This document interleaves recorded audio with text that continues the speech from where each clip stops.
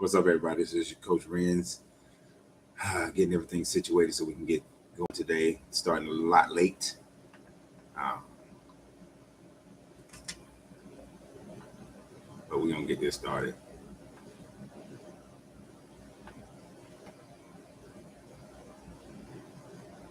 Going over, we're in Leviticus now, Leviticus 4 and 5.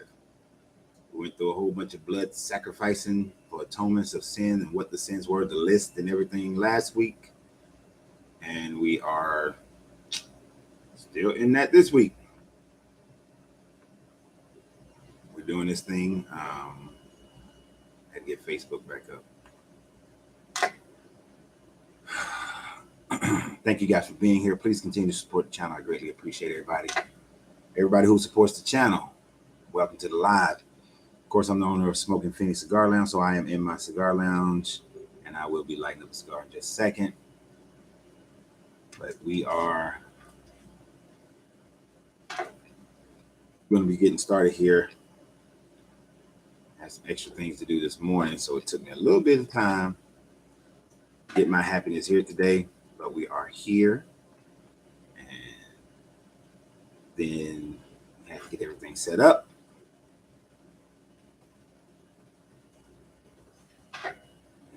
Final touches here before we get started. I usually take about, give about 5 minutes or so before we actually get started.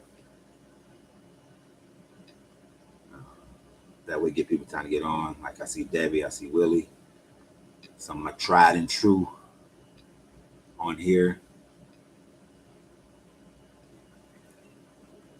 Let me cut this cigar up, and then we're going to get started. So, if you haven't caught if this is your first time finding this channel, we are religious deconstructionists, primarily in the Christian religion. We started a series a while back called What's Wrong with the Bible, going word for word, verse for verse. If you've missed any of the other ones, all you gotta do is go back to my YouTube page, which is of the same name, Why I Left Religion. Go back to the YouTube page, and you will be able to find all the old ones on the YouTube page, all the ones we've done before. Catch up on all the videos on the YouTube page. But like and subscribe, share the channel. I was talking to a gentleman yesterday, and he's talking about growing the channel. How can we grow the channel? How can we grow the channel? Because it's not growing fast enough for him. Which is kind of cool. It's not growing fast enough for him, but that's all right. I told him, just keep sharing, just keep liking. It'll grow. I'm not worried about it because I know it's going to happen, and I'll be doing this full time at some point.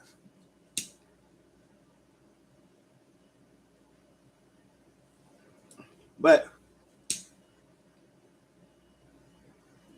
so in the meantime, in between time, let's go ahead and get started on Leviticus 4 and 5, especially since we're starting about 30 minutes late. That's why I always say between 10 and 10:30. Because when you run a business, ain't no telling what can happen in the early parts of your day that get you messed up. Now, if you have disagreements with what we're talking about right now, then pose your questions. We'll try to handle them or whatever. But if you're talking about something that has nothing to do with what we're talking about right now, save those to after we finish. Usually after we finish by noon, we just have open discussion until somebody comes up to the cigar lounge. So in chapter 1, we did chapter 1, 2, and 3 last week.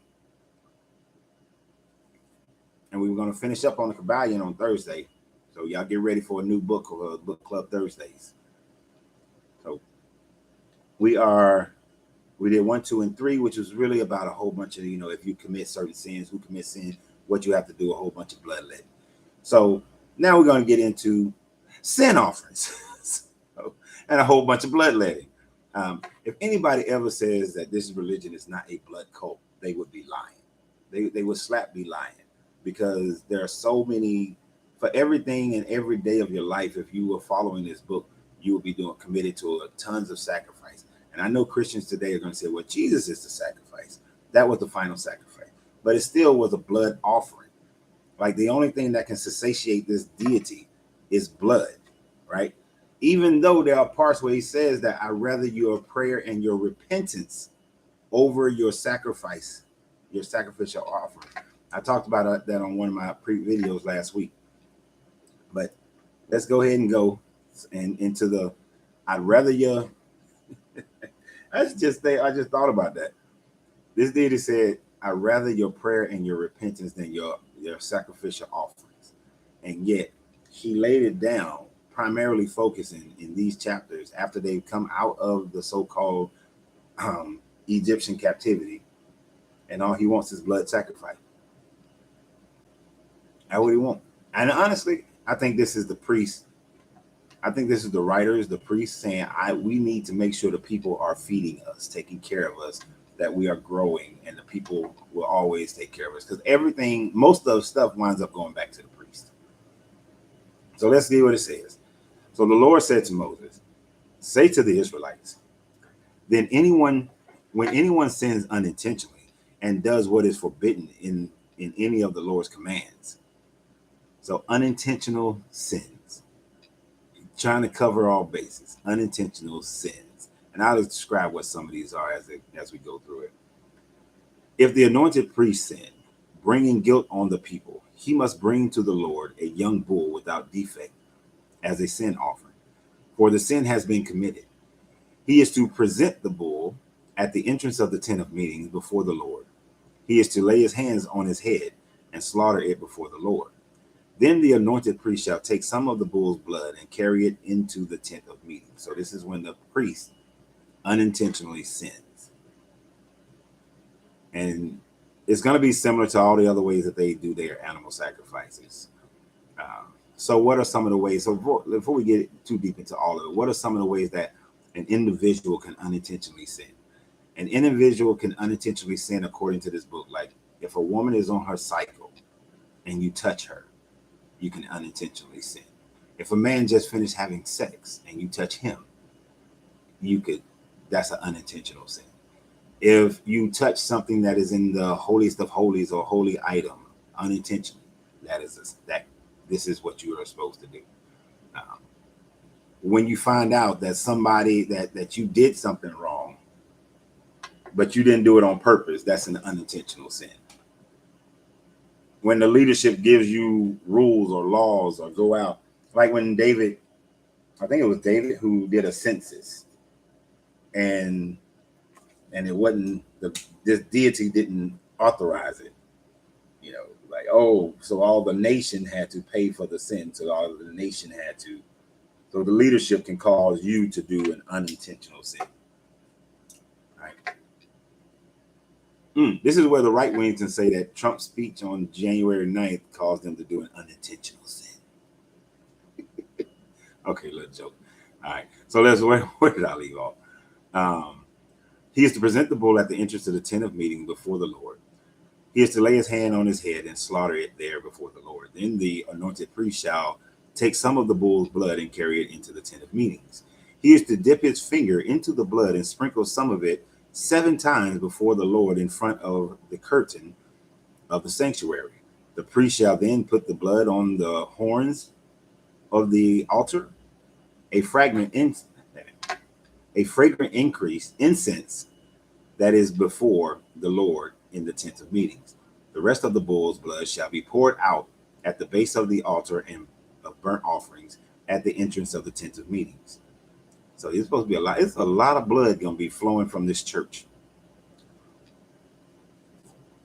He shall remove all fat from the bull of the sin of offering, all the fat that is connected to the internal organs, both kidneys with the fat on them near the loins, and the long lobes of the liver, which he will remove with the kidney. Just as the fat is removed from the ox sacrifice as the fellowship offering, then the priest shall burn them on the altar of the burnt offerings.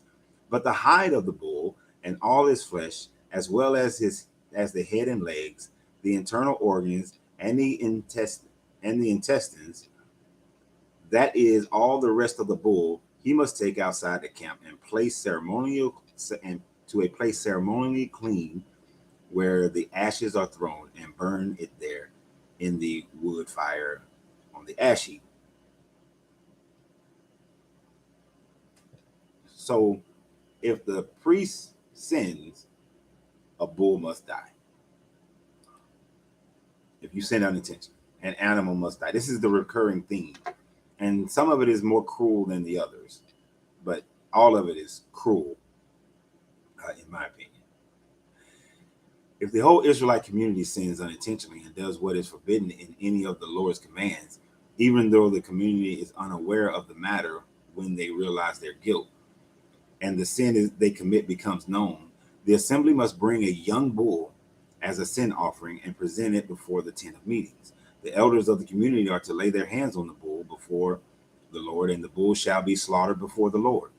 Then the anointed priest is to take some of the bull's blood into the tent of meeting. He shall dip his fingers into the blood and sprinkle it before the Lord 7 times in the front of the curtains.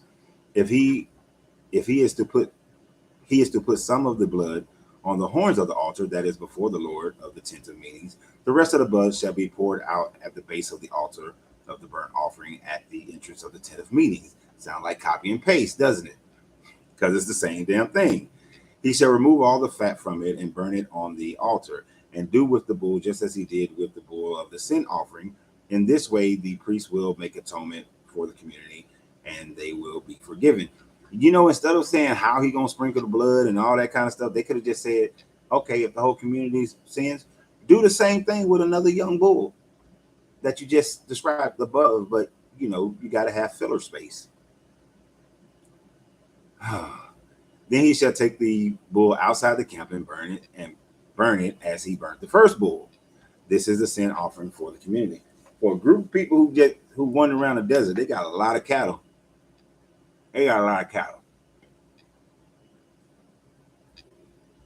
When a leader sins unintentionally, and a leader sinning unintentionally is one of the things that can make the community sin unintentionally, according to this book. So this deity is just covering all bases, making sure that I get my barbecue. When the leader sins unintentionally and does what is forbidden in any of the commands of the Lord his God, when he realizes his guilt and the sin is committed before and becomes known, he must bring his offering of a male goat without defect. So priest, bull, community, bull, leader, a goat. He is to lay his hands on the goat's head and slaughter it in the place where the burnt offerings is slaughtered before the Lord. It is a sin offering. Then the priest shall take some of the blood of the sin offering with his fingers and put it onto the horns of the burnt offerings, and pour out the rest of the blood at the base of the altar. He shall burn all the fat on the altar, and he shall burn all the fat in the fellowship offering. In this way, the priest shall make atonement for the leader's sin, and he will be forgiven. Now it's going to start getting a little bit different, but still the same. If any member of the community sins unintentionally and does what is forbidden in any of the Lord's command, when he realizes their guilt and the sin they have committed becomes known, they must bring their offerings for the sin they committed, a female goat without defect. It's good to know that even when it comes to animal sacrifice, this deity is gender biased. If you're a priest, a male goat, a male bull. The community, a male bull. A leader, a male bull. But if you're a member of the community, a female, then we're gonna kill the woman. The women aren't good enough for the atonement for the priest and for the leadership and for the whole of the community. But hey, they're all right for the rest of them. For everybody else, if you just a regular dude, a female goat is good enough. They are to lay their hand on the head of the sin offering and slaughter it at the place of the burnt offering. Now, mind you, did you notice that? Hey, Didi, how you doing? What up, Robert? The actual sacrificing cut, the slaughter of a male animal, a priest does it. But when it comes to a female animal, the priest can't do the slaughtering. They don't touch the female animal until after it's slaughtered, because the member of the community does this slaughtering. So if you were part of this religion, you're supposed to do some of your own slaughtering. So when I meet Jewish people and they say that, oh, once the temple is built, we'll be able to do our animal sacrifices again. I want to see all these westernized Jewish people doing animal sacrifice, because they are the ones who are supposed to be doing it themselves when it comes to their individual sins. So, but we continue. Then the priest is to take some of the blood with his fingers and dip it on the horns of the altar of the burnt offering and pour out the rest of the blood at the base of the altar. They shall remove the fat, just as the fat is removed from the fellowship offering. And the priest shall burn it on the altar as an aroma pleasing to the Lord. In this way, the priest will make atonement for them, and they will be forgiven. It still bothers me that this book wants to make this deity humanized. They want to humanize, anthropomorphize this deity. It's like me smelling a cigar. And then it's pleasing. So what if they have some skunk bait? It's a bad aroma. This deity created it, supposedly. Everything, and he said that everything that he created was good. But this is pleasing to the Lord, that you're killing all these animals. If someone brings a lamb as their sin offering, they are to bring a female without defect. So biased. They are to lay their hands on the head and slaughter it for a sin offering at the place where the burnt offering is slaughtered. Then the priest shall take some of the blood of the sin offering with his fingers and put it on the horns of the altar of burnt offerings and pour out the rest of the blood at the base of the altar. They shall remove all the fat, just as the fat was removed from the lamb of the fellowship offering. And the priest shall burn it on the altar on top of the food offering presented to the Lord. In this way, the priest will make atonement for them for the sin they have committed, and they will be forgiven.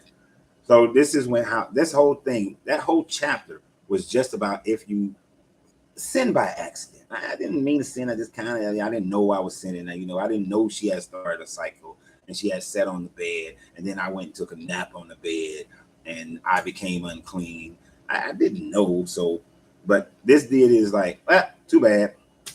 Ignorance of the law is not an excuse. You have to bring an offering. And I want you to think about this. This is not affordable for anybody. If you think about how many times you would make a mistake based on this book, you would be animal sacrificing multiple times on the daily. I know I would.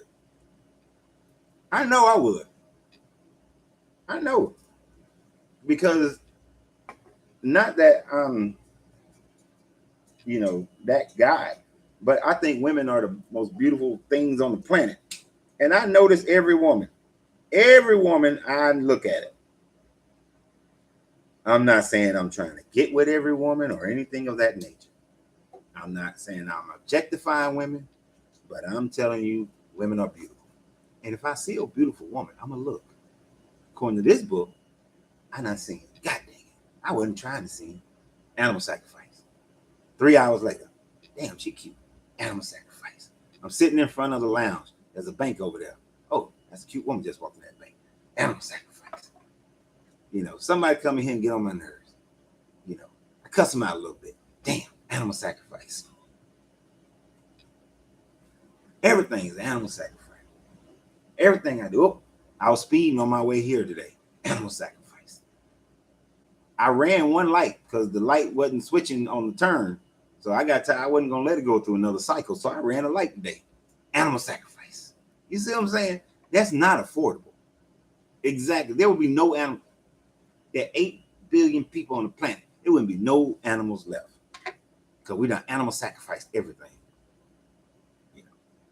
And And I think it's bullshit that the Jewish people say, oh well, we don't do animal sacrifice because we don't have the temple. And I've never asked, because they should be doing this. They should be, but they know that they would catch hell from Americans, from Western society, because there are some societies who still do animal sacrifice, and they do it in their country, and their country don't mind. So they don't give a shit what other people think.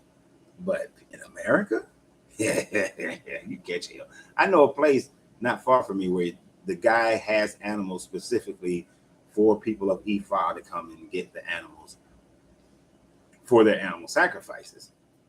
But he has to do it kind of cloak and dagger. You know, it's almost like he's a drug dealer. It's not illegal for him to sell animals. It's not illegal for you to slaughter animals. But because of people's mentality, if you are animal sacrificing, they're fearful, and therefore he kind of does it damn near like he's a drug dealer.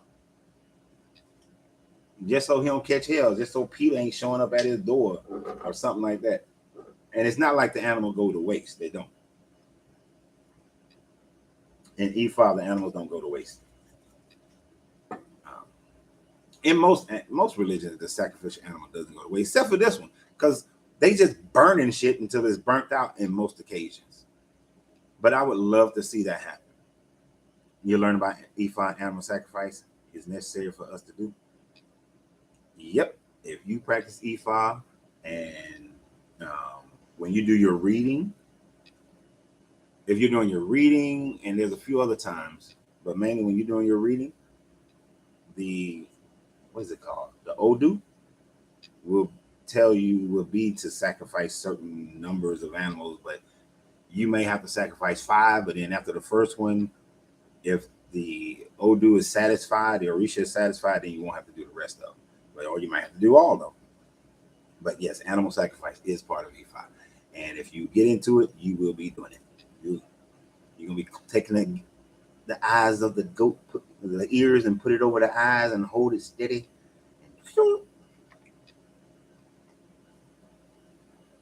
And then hope that it is received. So, but in America, you know, you got to kind of sneak it. But we're supposed to have religious freedom, right? So I would like to see the Jewish people go back to it. Now, I got to ask the question if Hebrew Israelites practice animal sacrificing. I think I'll do a video about that, a short video about that today, because I really want to know. I've never heard the Hebrew Israelites talk about it, yet they say that they are following the law. So I want to know if they're following this law of animal sacrifice, because I doubt very seriously if the Hebrew Israelite community is following the animal sacrifice law. So let's start on 5. Oh, we're gonna get to our regular conversation real quick, because 5 is kind of short. So 5 Leviticus, and 1 is kind of short because this stuff was really this stuff was really cut and paste. It was cut and paste. You could have, that chapter could have been cut into a third, because most of the stuff was repetitive as hell, you know, of what they did. So let's continue with your unintentional sins. If anyone sin because they do not speak up when they hear a public charge to testify regarding something they have seen or learned about, they will be held responsible. You see, you got it wrong. You got it wrong. You know, I should do a video about this one, a short one. We say snitches get stitches, right? But according to the Bible, if you don't snitch, you are to be held responsible for the crime. Did y'all know that? Did they ever teach that in church? I ain't never heard anybody teach that in church ever. That if little JoJo is out there selling drugs, and you the grandmama, and you know JoJo selling drugs, you supposed to snitch on JoJo. You know, when it's a public charge, JoJo go to jail, you supposed to be in there. Yes, y'all, JoJo sold drugs. He had the drugs hidden in 5 shoeboxes. If you go back to the house and look up under, you know, the wood in the closet, You're going to find that's where he keeps his money, his stash, and he got 5 illegal guns in there. And I saw JoJo, he been selling these drugs for the last 3 years. And most of the time he on the corner of 4th and 18th Street. And that's where he sell them drugs. And I told him, but now it's a public charge, Your Honor. So according to my religion, my belief in this deity God, I gotta testify.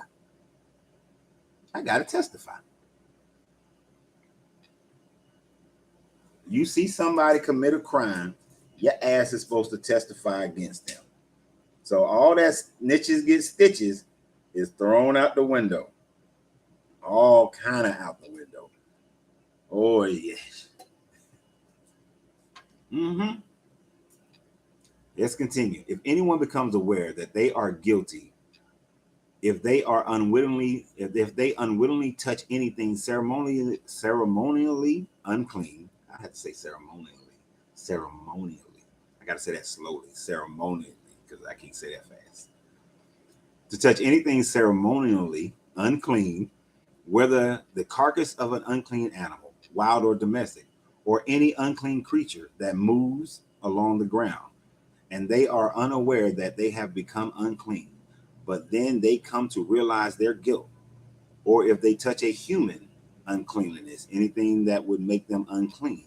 This is like when a woman is on her cycle, or a man finishes having sex, or somebody who's a slave, or something like that, of that nature. Even though they are unaware of it, but they learn of it and realize their guilt. Or if it's interesting, they're using guilt. Like, oh damn, but they ain't gotta be guilty. Or if anyone thoughtlessly takes an oath or do anything, whether good or evil, in any manner one might carelessly swear about, or even though they are unaware of it, but then they learn of it and realize their guilt. When anyone becomes aware that they are guilty in any of those matters, they must confess in what way they have sinned.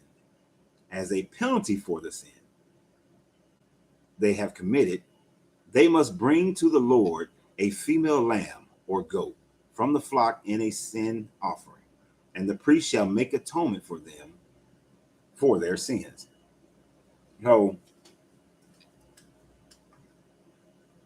Just go sit in your house and don't do nothing.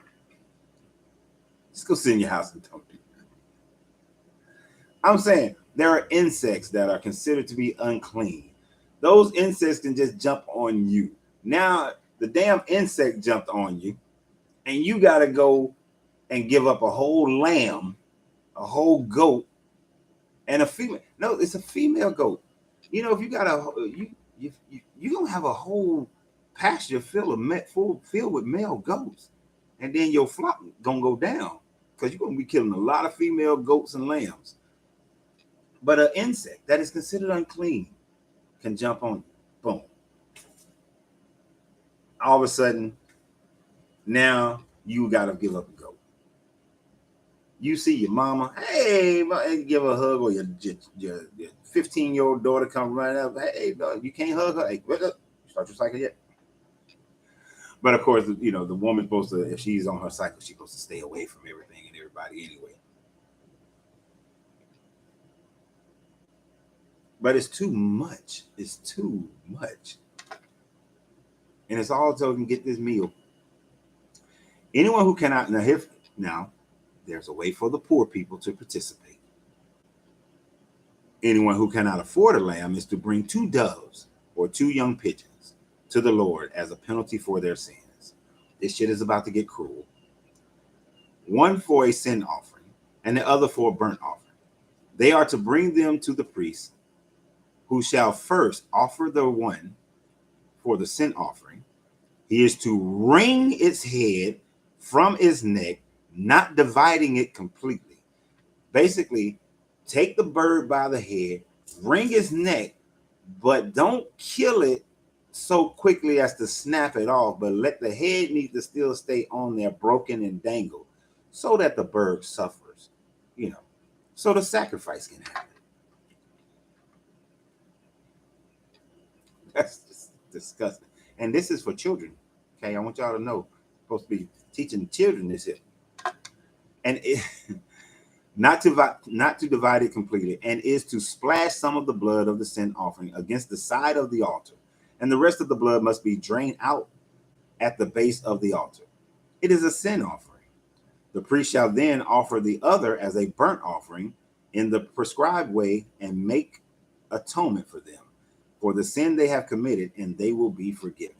So if you're poor, you bring you some turtle doves, or some pigeons, wring his neck, but don't rip it off, and then let him pour some blood off. I would love to go back in time to around, a good 500 BCE. Go to a Jewish temple, because I would want to see how much blood is all over these goddamn these altars, because it got to be like thick with blood. If, however, they cannot afford 2 doves or 2 young pigeons, they are to bring as an offering for their sin a tenth of an ephah of the finest flour for the sin offering. They must not put olive oil or incense on it, because it is a sin offering. They are to bring it to the priest, who shall take a handful of it as a memorial portion and burn it on the altar on top of the food offering. Present it to the Lord. It is a sin offering. In this way, the priest will make atonement for them for any of these sins they have committed, and they will be forgiven. The rest of the offering will belong to the priest, as in the case with the grain offering.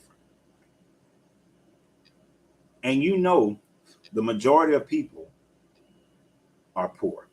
Okay? The majority of people in most civilizations are on the low end of the scale. So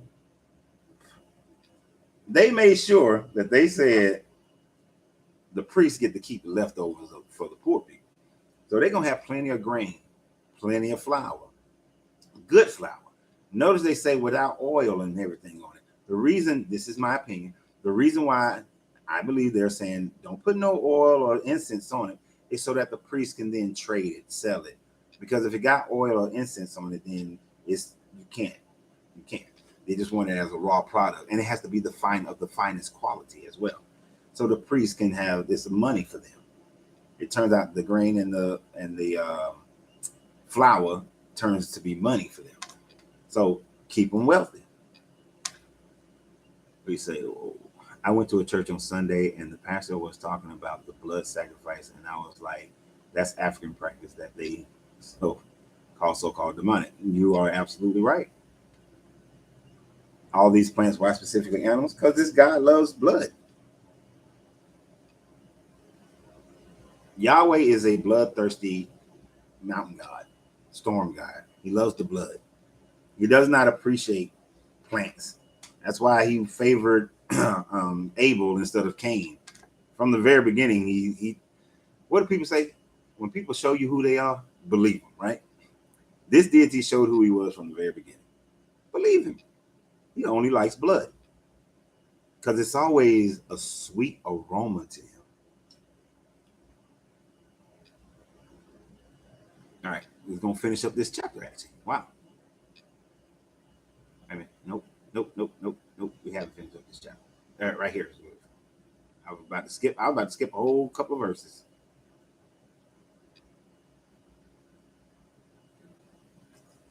Wow. I just realized Dee Dee said she went to church. Other than a wedding or a funeral, I shall not be going to anybody's churches. Got to be a wedding or a funeral. That's sure hell I'm not going for no service. No. But that's just me. That's just me. I'm not saying anybody else should do that. The Lord said to Moses, when anyone is unfaithful to the Lord by sinning unintentionally in regard to any of the Lord's holy things, they shall bring to the Lord as a penalty a ram from the flock, one without defect, and of the proper value in silver, according to the sanctuary shekel. It is a guilt offering. They must make restitution for what they have failed to do in regard to the holy things. Pay an additional penalty of a fifth of its value and give it all to the priest.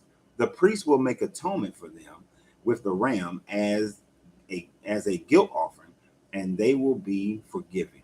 Okay, if you're feeling guilty for the sin offering, you got to give a sin offering and a guilt offering. They doubling down on you? Like, what the hell? What the hell? Once in a blue, coach, you went to support a friend. Oh, I understand. I wasn't judging. So I gotta give a sin. I gotta give an unintentional offering, a sin offering, a fellowship offering,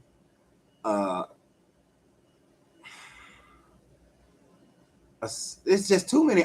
You know what? Now I understand why when I went to this Kojic church, they had 7 damn offerings. Now I understand. Why they had 7 damn offerings. They learned it from this book. I'm not open yet. Let me see this.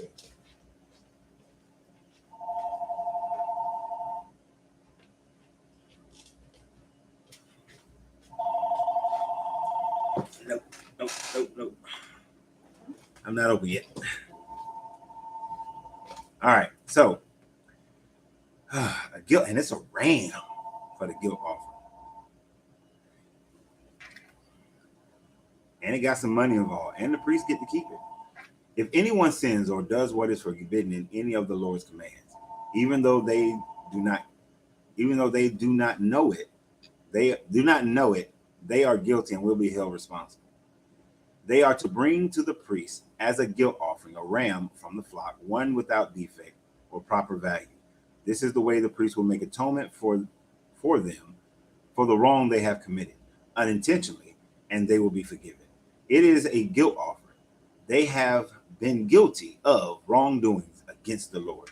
Now, and I did not repeat what I had read previously. It literally just kind of sounds very much the same.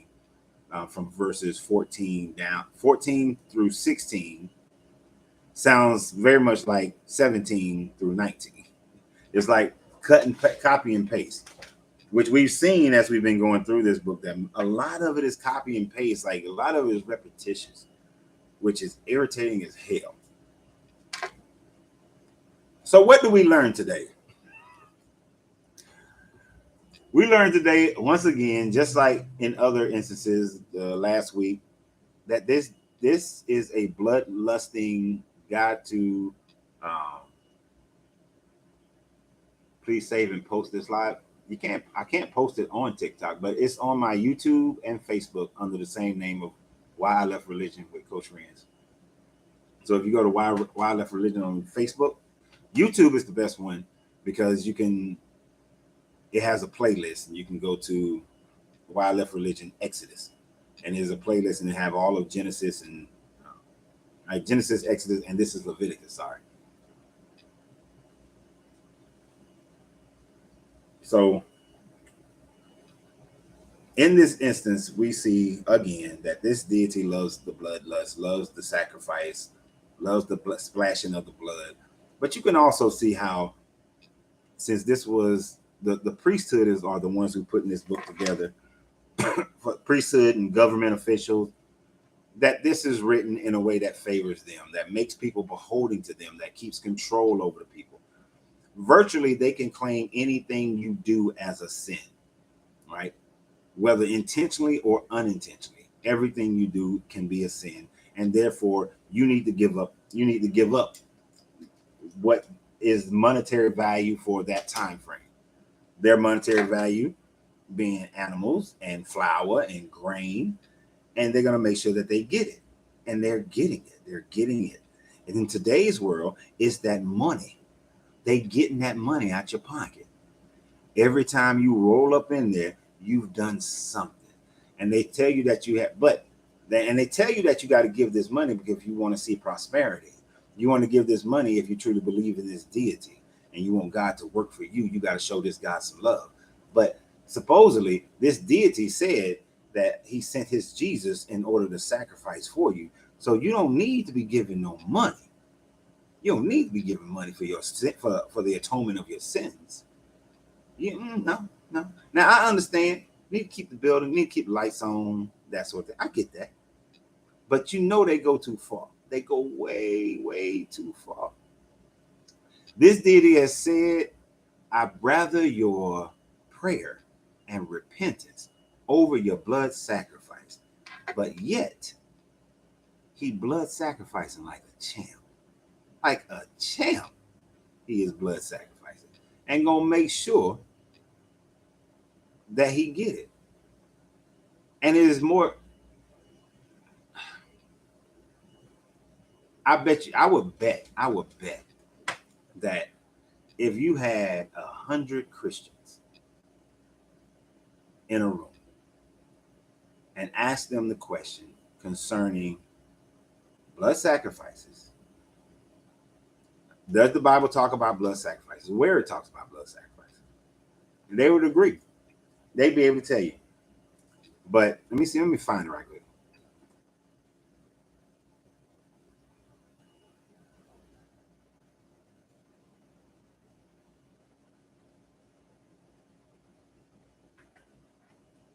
But if you were to ask them about their prayers and repentance, I would imagine most of them would not be able to find where, or that most of them have probably never heard this deity saying, I'd rather your prayers and your repentance over your sacrifice. Hell, I'm trying to remember where I just read it.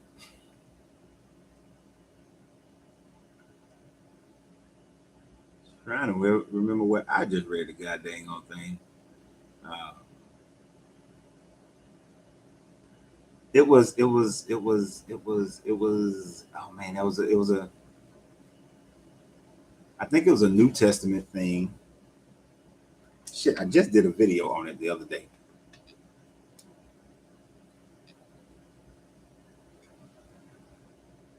It was Jesus talking to some people.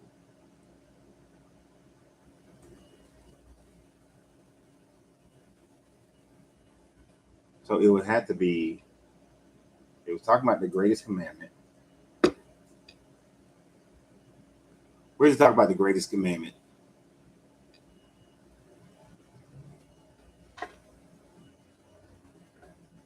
I will. It talks about it. It's 2 times where it talks about it. One is in Matthew. Let me see if that's the right one. The other one is in Mark.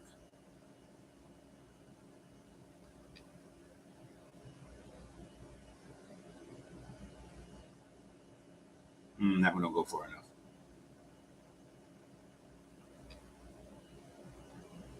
But anyway, I'm belaboring this thing too much. That's the thing. The point is, if this guy really says that he prefers your prayers and your repentance over your sacrifices, then why isn't that the most prominent thing that he's talking about? You understand what I'm saying? Like, what's most important to me are the things that I talk about the most. It's kind of like people. You tend to hang around the people that are most important to you. You talk about and you do the things that are most important to you. You know, I've been in, I know, like when I'm dealing with a person and I tell them where you spend your time is going to demonstrate what's most important to you. If you're not spending it with me, I'm not that important to you. If you're not doing things that you know makes me happy, I'm not that important to you, and vice versa. You know, I spend my time on what's most important. I'm here all day most days, so I tell my lady, you have to come here. That's how we're going to spend the most, so we can spend more time together, because that's what I want. But I got to keep the roof going at the same time. So they're both important, but I need you here, so I have 2 of my things that are important. If prayer and repentance was most important, why isn't that talked about throughout this Old Testament? If this God is supposed to be the same every day, why isn't that the most important thing that he's talking about? But he's not. He's not. He's making sure that he gives you 50 different descriptions repetitive ass descriptions of how to do animal sacrifices, who should be sacrificing what, who touches what. If it's a commoner, it's got to be a female animal, because your female animals are not worthy of the priest and the leadership. He's making sure that if snitches, that you snitch on people. He's making sure you don't touch unclean women, unclean men, unclean animals. He's worried about the fat on some stuff. He wanted it to be burnt because it's a good smell to him, sprinkling blood all over. All of these things are taking precedence over your prayers and your repentance, because that's what he talks about the most. All these things are more important than women being treated fairly, children being taken care of properly, than slavery being ended, than warfare being ended. All those things, nah, that's not important. Matter of fact, I'm gonna tell you how to keep a slave. I'm gonna tell you how to keep a woman downtrodden. I'm gonna tell you how to make sure you keep them little rat children in line. I'm gonna make sure all them. I'm gonna make sure you understand that anybody outside of your people group, they ain't worthy of shit. They a bunch of crap. They heathens. Let's go genocide them. Matter of fact, I'm gonna make sure he does all of that. All of that is throughout this whole Old Testament. It's because, as I said, the book ain't nothing but a propaganda. It's propaganda for a certain people group. That's it. Just to make them feel better. Just to make them, to acknowledge who they are. That's all it's for. That's it. But the governments of ancient times decided that this was going to be your book. This was going to be your religion. This is going to be how you stake your life. And I'm glad that we are here deconstructing from this nonsense. Because like the live we did, what was that, Friday? We did live on Friday. What we talk about? What has Christianity been? How has it benefited the world or benefited you individually? And it doesn't. Anything that anybody can come up with, there is a different causation other than your belief in Christianity. That's it. And people are still trying. Sending me messages. Oh, I believed in God, and then, I was saved from this, and I got healed from that. Were you taking medicines? Did you have a surgery? Did, how fast were you going? All these things mattered in what happened in the outcome of your accident. If this deity just healed you, oh, he healed me through the hands of the doctor. Nah. Because what if the doctor is an atheist? Nope. Mm-mm. My daughter was birthed. The surgery was performed by an Indian doctor who practiced Hindu. He prayed to Krishna before he performed the surgery, because she was born prematurely. So he performed the surgery. He was Hindu. So did Krishna move his hands, or did Jesus move his hands? And I ain't gonna lie to you. Ooh, drop my cigar. That was that was a very defining moment in my life. Because of course, at that time frame, my wife was still Christian for the most part. I was, teetering on my way out, but we prayed together before she went into surgery.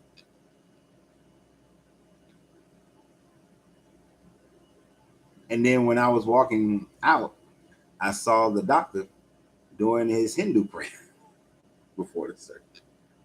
So what deity assisted in the surgery? Not now one of them. That man was just very skillful in what he was doing.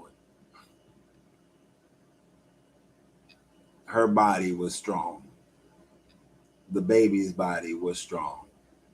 No deity had anything to do with that situation. And the biggest issue wasn't even the child. They was like, oh, the baby gonna be fine. We just worried about her having a stroke during this process. So, no, there's no Geppetto in your life or anyone's life.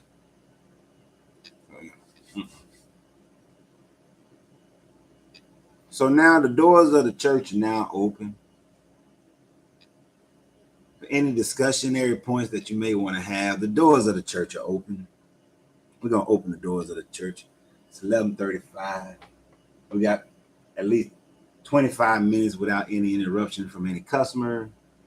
So the doors of the church are now open for all conversations that you may want to have that may differ from the subject matter to which we have spoken of today.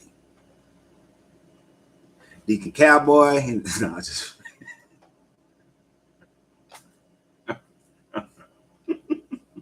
I couldn't hold my own face for that one. Oh, hell. Debbie said she will never set foot in a church. Not even for a wedding or a funeral.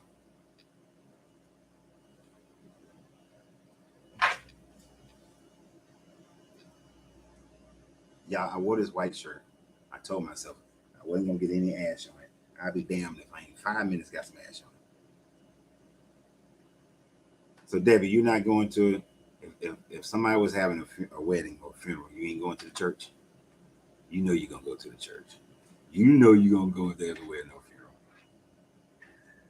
Those are the only reasons I would go. Family members, I would go to their wedding. Okay, all right, hold strong, girl. Debbie said no. Matter of fact, I saw her head said no. She did one of them. No. I saw the head move. No. All right. Debbie said she ain't going to a church. That's what's up. You ain't going to a church, don't go. I don't blame you, though. I don't blame you.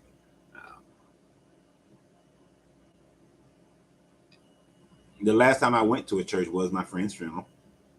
I told you guys before, my friend had pancreatic cancer. She stayed with me for the last 5 months of her life. I went to the church for her funeral. I ain't gonna lie though. The moment they started preaching, I was like, God. I wanted to get out of there. I was like, oh my gosh, this is. But I knew it would hurt her sister if I left. So I was, both of her sisters if I left. So I went ahead and stayed for a little while. But I was like, good gracious. Let me hear this bullshit. You don't even know what you're talking about up there, dude. Nature is your church. Welcome to the congregation, my dear. Because nature, that's where my church is as well. It's outside. If I had an organization, I don't know, Alchemical Minds Society or something, the way of the word, the way of nature, whatever you would want to call it, I don't know. It would have to have some type of a courtyard. And unless it's raining or too cold or too goddamn on hot, every service will be outside. Every service be outside. We have some lawn chairs.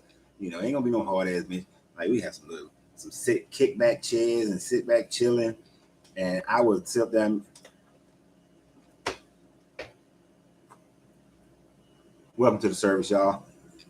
Smoke my cigar. It'd be so different from anything else. It'd be so damn relaxed. All that formal, uptight shit. No. It'd be in the flow of nature. I would want to be sitting there if we're having discussion. I want the wind, the flow, the trees, the blowing the breeze. There would have to be some water around. There'd have to be some kind of fountains or stream or something. Gotta have some water.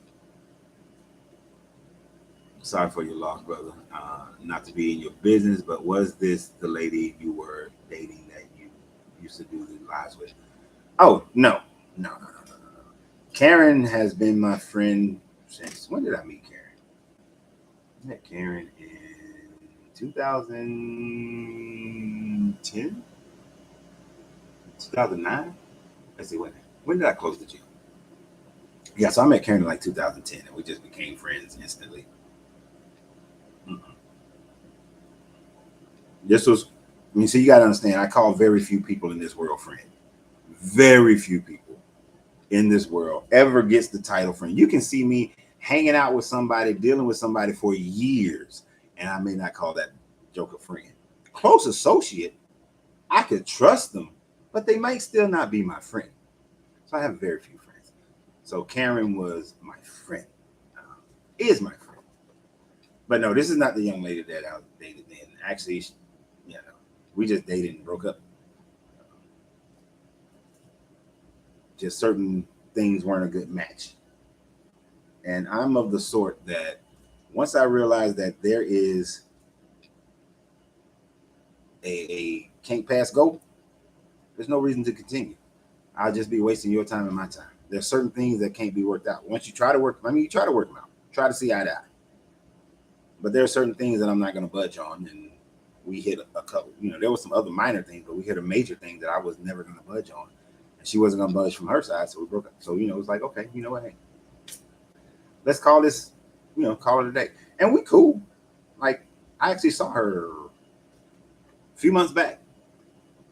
Had a polite conversation at the red light and kept it going. Have no ill wills against her at all. None whatsoever. Oh, you're down here. We have no ill will against her whatsoever.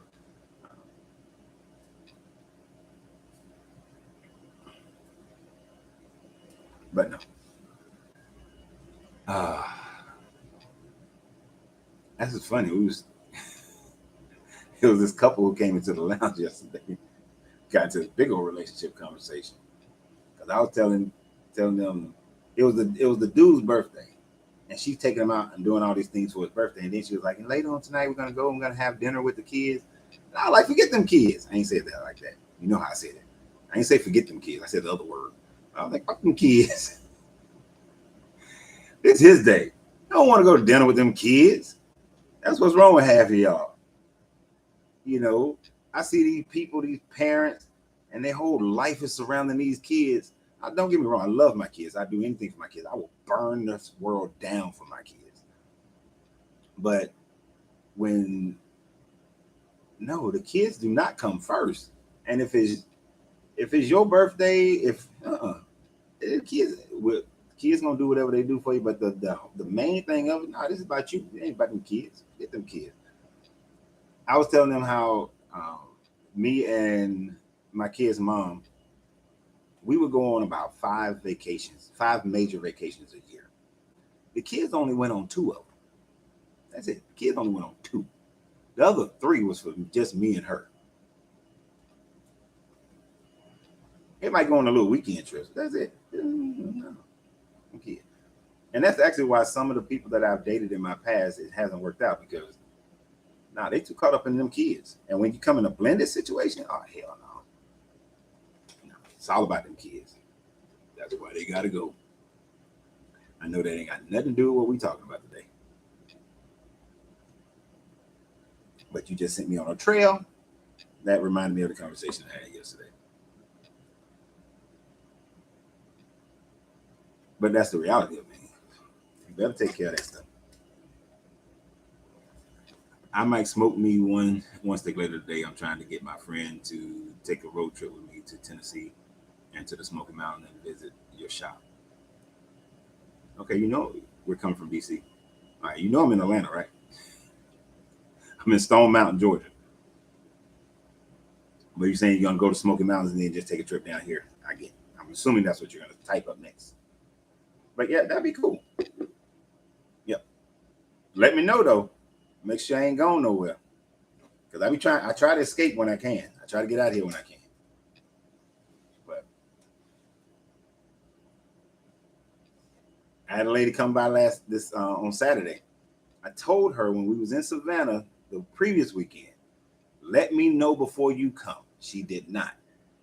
I had an opportunity to leave. I left. She showed up. Now she in her feelings. Sorry. Should have told me. But I told you, let me know. Because otherwise, I will skate out on you. But I'd be happy for any of y'all to come out and visit me. Isn't that right? What Deborah? Deborah ain't on here, I don't think.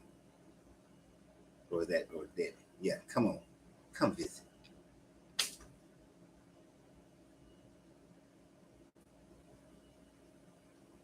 Are you going to Tennessee to visit Uncle Nearest? Yeah. I heard that's a great trip. I heard the Uncle Nearest distillery is a great trip. And you know, that black family is cool because their grandfather, I think, is the one without he made Jack Daniels. Without him, Jack Daniels wouldn't exist. And then they of course stole it from him. So when I do put a bar in here, Uncle Nearest is gonna be on the shelf. Most certainly. Jack Daniels, maybe not. But Uncle Nearest is gonna be on the shelf. And it's good. I don't drink liquor that much, but it's a good one. I do have to put a drop of water in it to open it up. Yeah, y'all come see me. You definitely come to visit one of these days. I have family in Atlanta. Gotta chop it over. Come on through, Dion. Yep. Cigar Lounge in Arizona. No, I understand. Smoking Phoenix oftentimes make people think it's in Phoenix, Arizona. It's not. It's actually in Atlanta. It's in Stone Mountain, Georgia. I drew so years before I opened the cigar lounge, I was going to get this tattoo, and I drew a phoenix, and it had a sun disk overhead and an unk at the bottom, and I made the wings have like a tiger's eye to it as well. So, but then the dude told me it was going to cost like $1,200 to do that tattoo, and I was like, I'm not paying you $1,200, and he said it's going to take like 8 hours. I was like, oh hell no. So I kept the drawing. And then when I got ready to open up the cigar lounge, I was like, Phoenix, Smoking Phoenix. Oh, that worked. So we're in Stone Mountain, Georgia. I can't tell you how many people have sent me messages. Hey, I'm in Arizona this weekend. I want to come by the cigar lounge. Well, okay, well, you got a long trip, brother. But yeah, Stone Mountain, Georgia. Now, if you come here, don't let me know you're gonna be here and it's time to do a live, because I have you sitting right next to me. You'll do the live with me if you show up during live time. There's a few people who said that they're gonna show up during live time, so you're gonna sit here with me and do this here live, which I think is kind of cool. You know, the banter that goes back and forth actually makes it a bit more entertaining.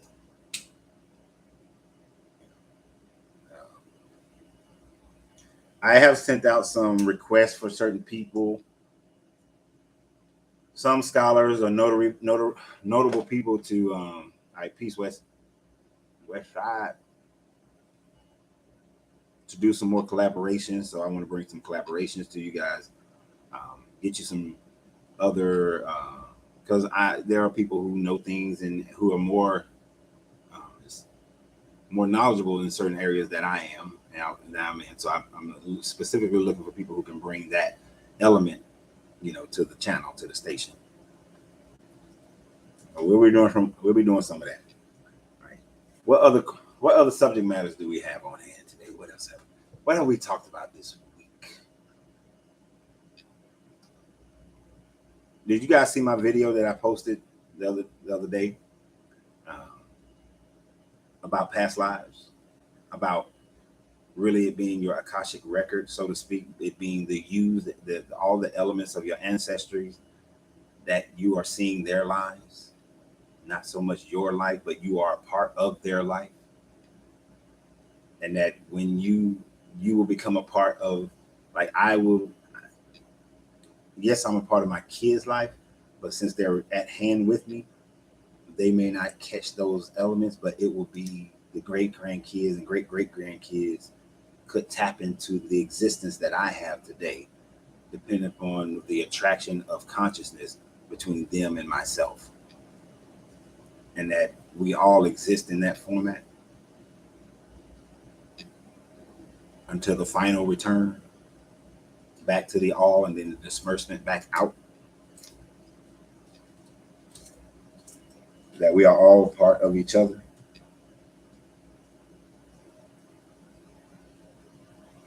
You love you some honey jack though. I don't get mad at people for liking what they like, my guy.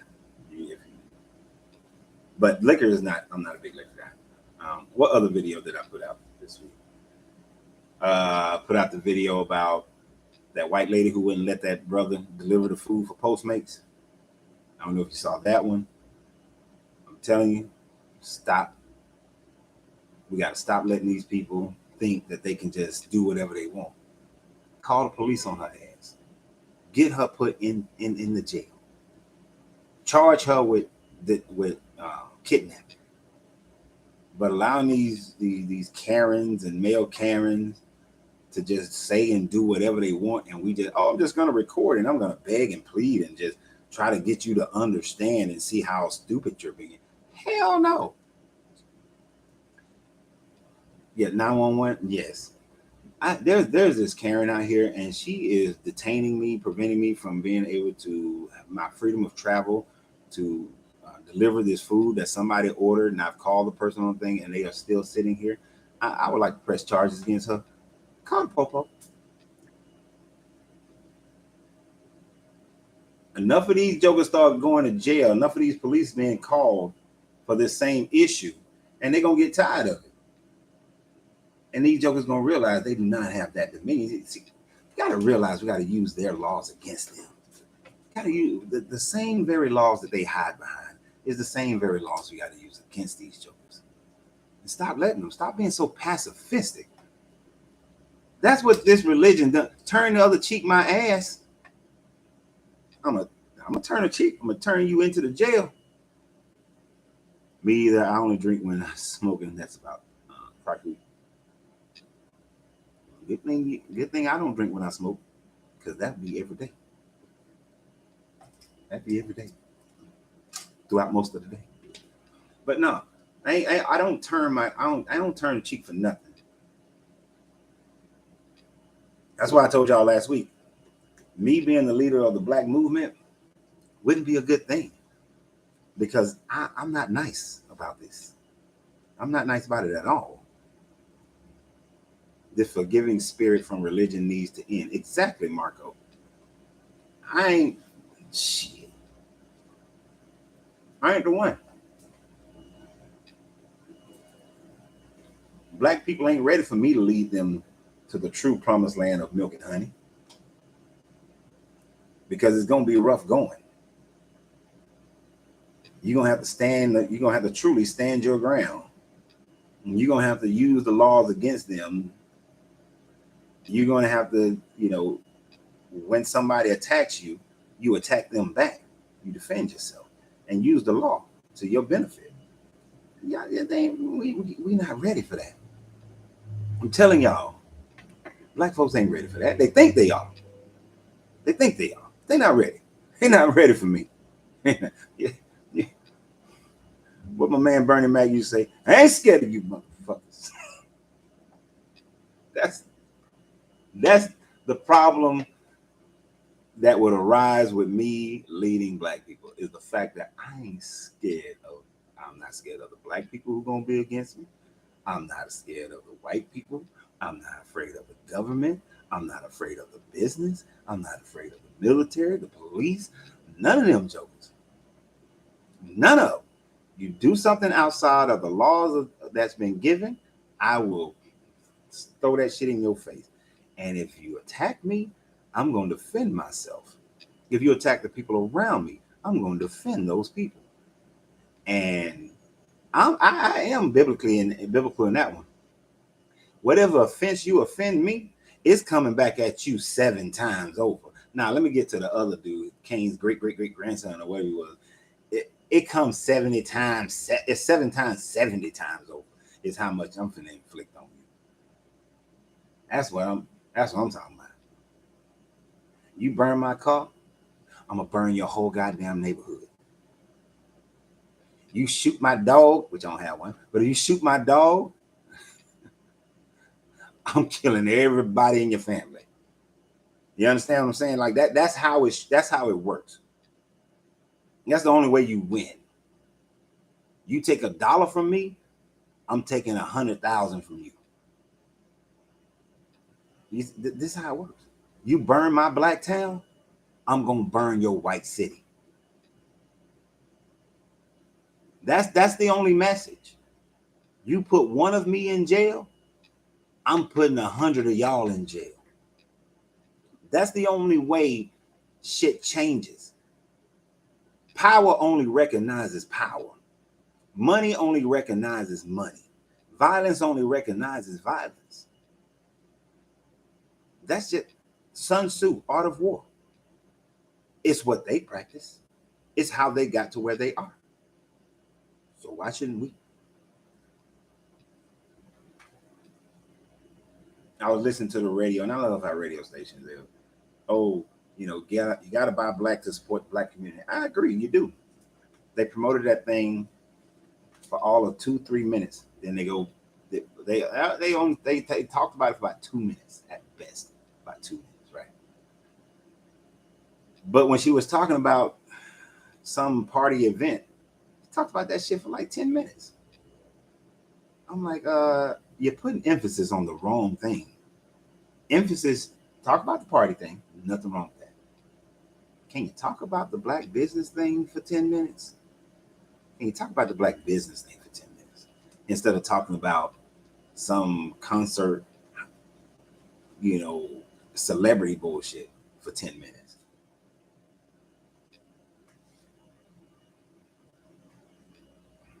And I know that that's how people think. Think about the video I posted this week with the white well, he's not a pastor, but the white guy who was at the church. And he said, did slaves go to Washington and protest in slavery? No, they didn't. But let me tell you what they did.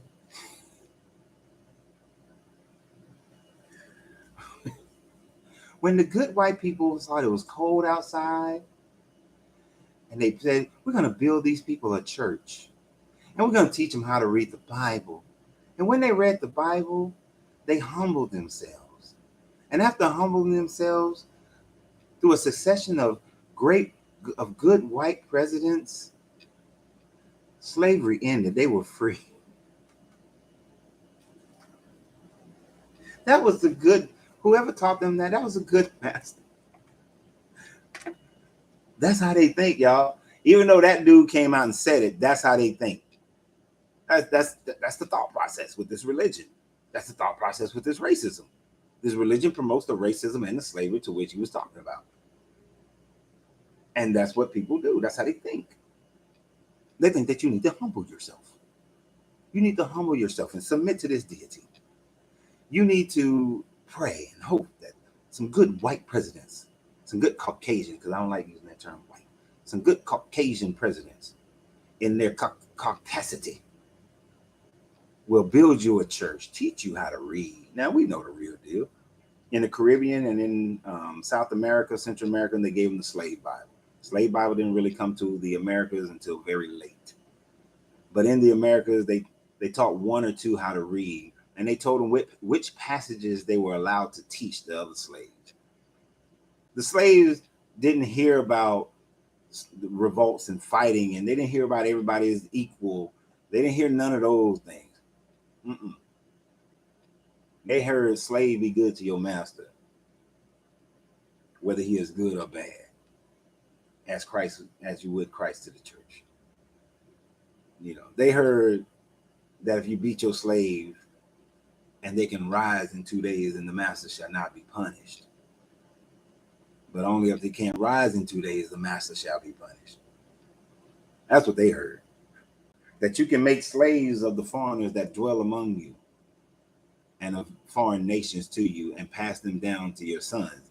That's what they heard. That's what they taught.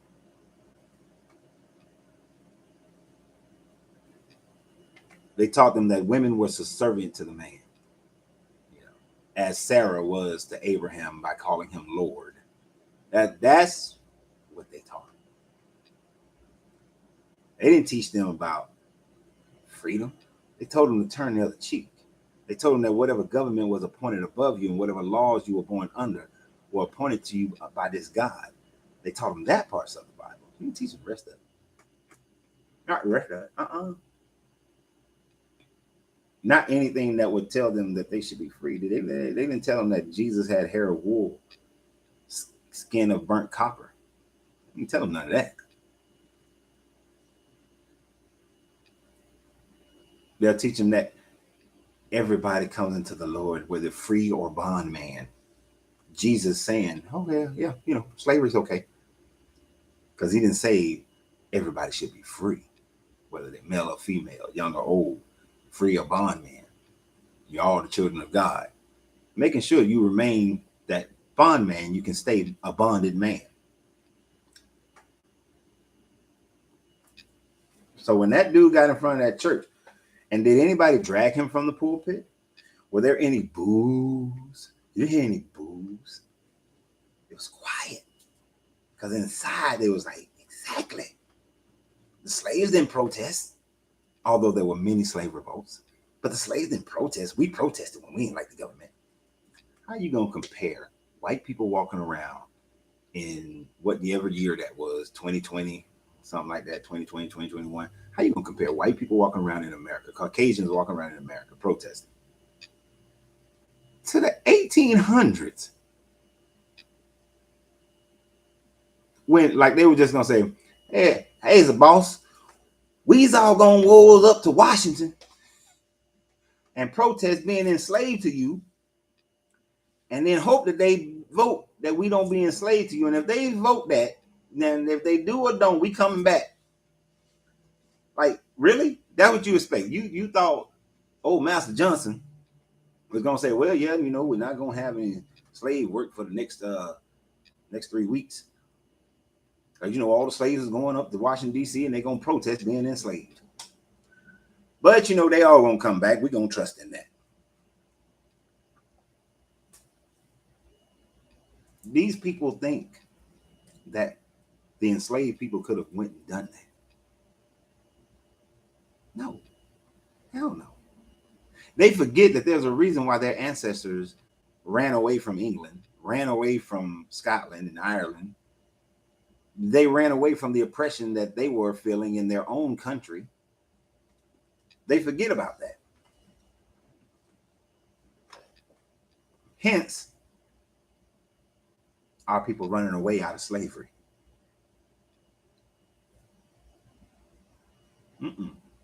They forget about those things.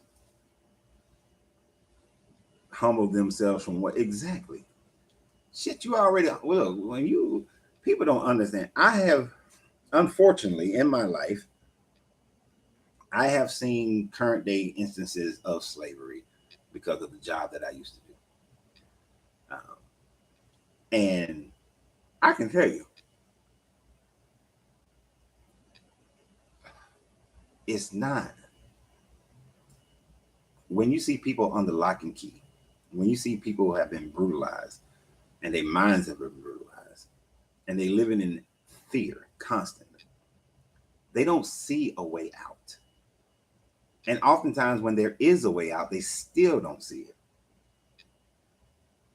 I think some of the happiest times in my life is when my missions were over. And then those people that I saw that I had to leave in their position where they were in order to get to the final part that we can do what we need to do. I was happy to see the trickle down of those people being free. And oftentimes when they became free, they didn't know what to do with themselves.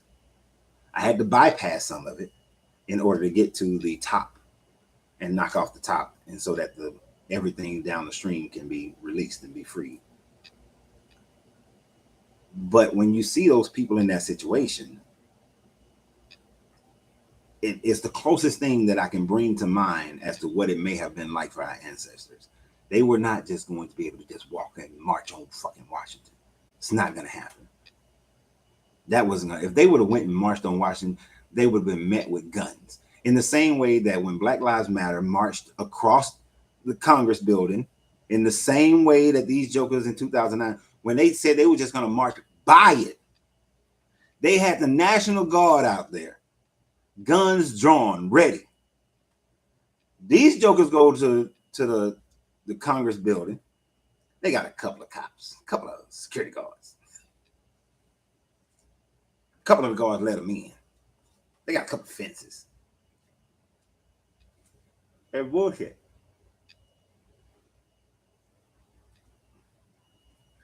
It's the same thing as today. I remember, I don't know if anybody went to the Million Man March.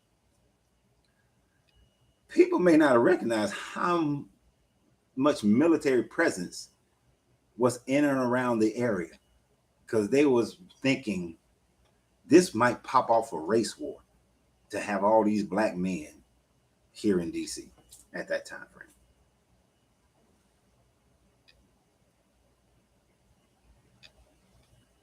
It's a difference, even in today, of how things work when it comes to that.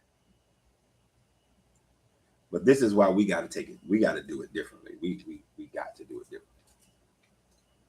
Yeah, I'm gonna tell you right now, fuck all that marching.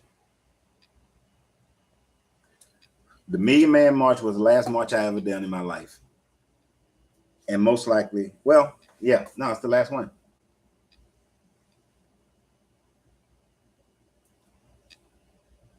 Well, no, we had this thing in Stone Mountain when those brothers who's supposed to be in some militia, they showed up and they're gonna walk around Stone Mountain. But then as soon as they taunt some, oh, but everybody, don't nobody bring no ammo. I was like, y'all crazy as hell. Y'all crazy as hell. And that just let me know that that organization is bullshit. It's bullshit. They may be useful later on, but right now they're bullshit. You can easily say they're doing more than what I'm doing. At least they are organized. They have organizations, I guess a few throughout America, but they ain't doing shit. When you come together and then you're going to march around one of the most disrespectful epithets on the side of a mountain, but then you say, do it unarmed. Well, why are you here? Why, you might as well not bring any guns. You may as well just show up with some goddamn on signs and just walk around with some signs. You ain't did shit. I would have told, if I was running it, we're walking around here, everybody keep one in the chamber. One in the chamber. Keep it holstered. Keep your sidearm on your shoulder, or you can carry it military style, whatever you want to do. But keep one in the chamber. Because what a lot of people don't know, in order for me to get to Stone Mountain when I went to that, I drove through the downtown Stone Mountain. Before I got, there's an open park kind of area. You know who I saw at the open park area? All the rebel flags, all the KKK people. They was there. They was there. They was ready to come through that back gate. And when I got through there, I told a couple of guys, I said, hey, man, I passed by the KKK and all the rebel flag jokers. They had the back gate. Well, we ain't carry no ammo. Nah, y'all stupid as shit. Them motherfuckers got ammo. Because I understand their rationale was it's illegal to carry ammo on into the park grounds. So, revolution doesn't always follow the law. Hence the idea of the term revolution, coming from the word revolt, going against the grain. I agree, they were not doing anything, and I'm finding that a lot of the info coming out, but nobody is talking about a solution, so we still in the same boat. You are absolutely right. And y'all don't want my solution. I told y'all last week. We need to move. We need to move to the southeast. Everybody, move to the south. All the black folks, move to the southeast. 1 million black people move to Mississippi. You'll take over every business, and you'll take over all the politics in the state of Mississippi. It's just a million. That ain't shit. It's 47 million black folks in America. If just 1 million move to Mississippi, we control Mississippi. If 2 million move to Alabama, we control Alabama. If 3 to 5 million move to Georgia, we control Georgia. If 7, 8 million move to Florida, we control Florida. You get, I'm trying to make sure I got the numbers right in my head. You get 3 million, 2 or 3, about a million, million and a half, 2 million, 3 million move to South Carolina, we control South Carolina. About 4 million move to North Carolina, we control North Carolina. I haven't even given numbers. We ain't even got to half of the black people in this country yet. But I mean, 33% of 37 is 33 or 37% of black people live in the Southeast already. Those numbers move to those states and we control those states.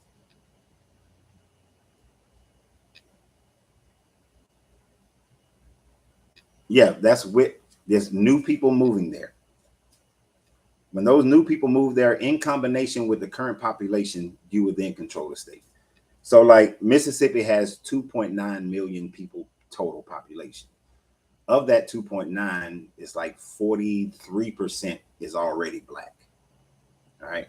So if you get another million move to Mississippi, then you are more than 50% of the population.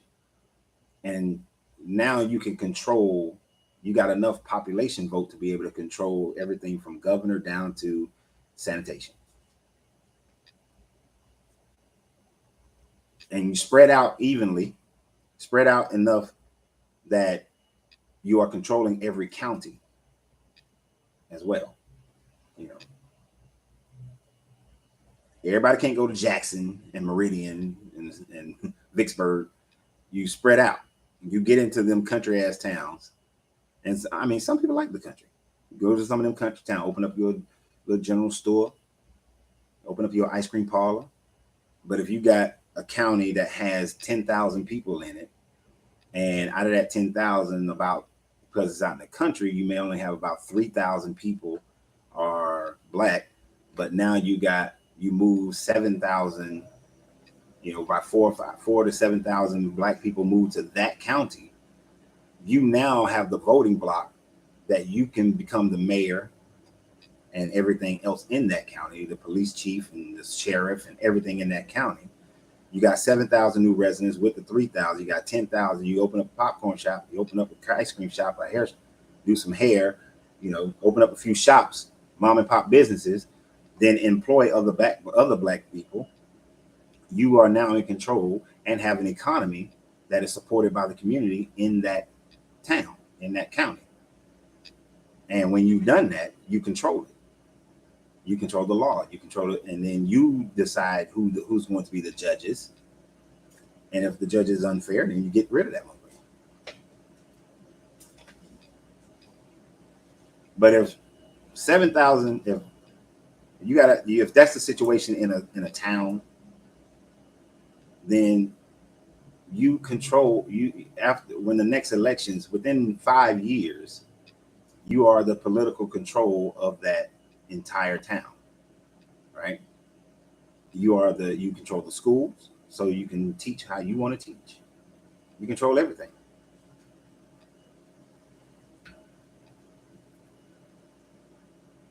Can an area like that handle mass migration like that all of a sudden, or would it be a time-based plan of people moving gradually?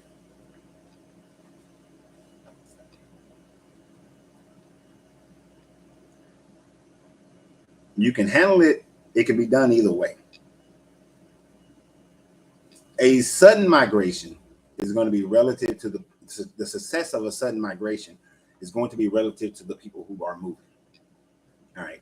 So all the people who can move immediately are your retirees and your work from home people. They can move immediately. You can get 3,000 to 5,000 people in that position to move immediately because they are not dependent upon the economy that's there, right? That's already there.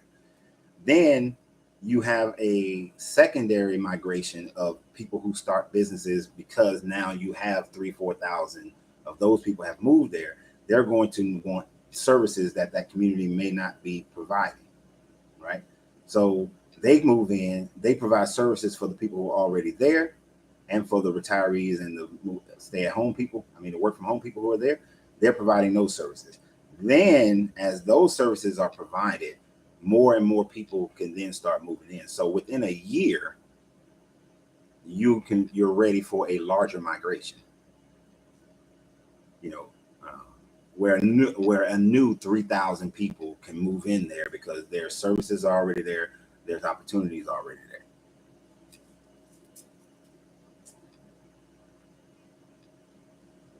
Because let's say, and think about some of the movements. When you have a dentist office move there, and it's a black dentist office, you got the dentist, one or two dentists, and you got their dental assistants, and you got their administrative people. So they moving in. That also creates a business for a janitorial service who can hire other people to handle that sort of thing. So you got some, what's the term I want to use? You got some six-figure earners. You got some middle income earners, and you also are providing opportunity for low income earners to be able to come in there. But they're coming into an area that also has a lower standard of living. So even the low income earners can live better in Mississippi than they're living in Chicago. Right. And then as you start to control the schools, you can put trades back into the schools. That opens the door for different type industries to come in at that point. And all these things start out small. There's mechanics, it's all those kinds of things that come in small, mom and pop shop. Then once the population grows enough, you can get bigger industries in there. You can start doing things that are dealing with manufacturing or things of that nature as that population grows.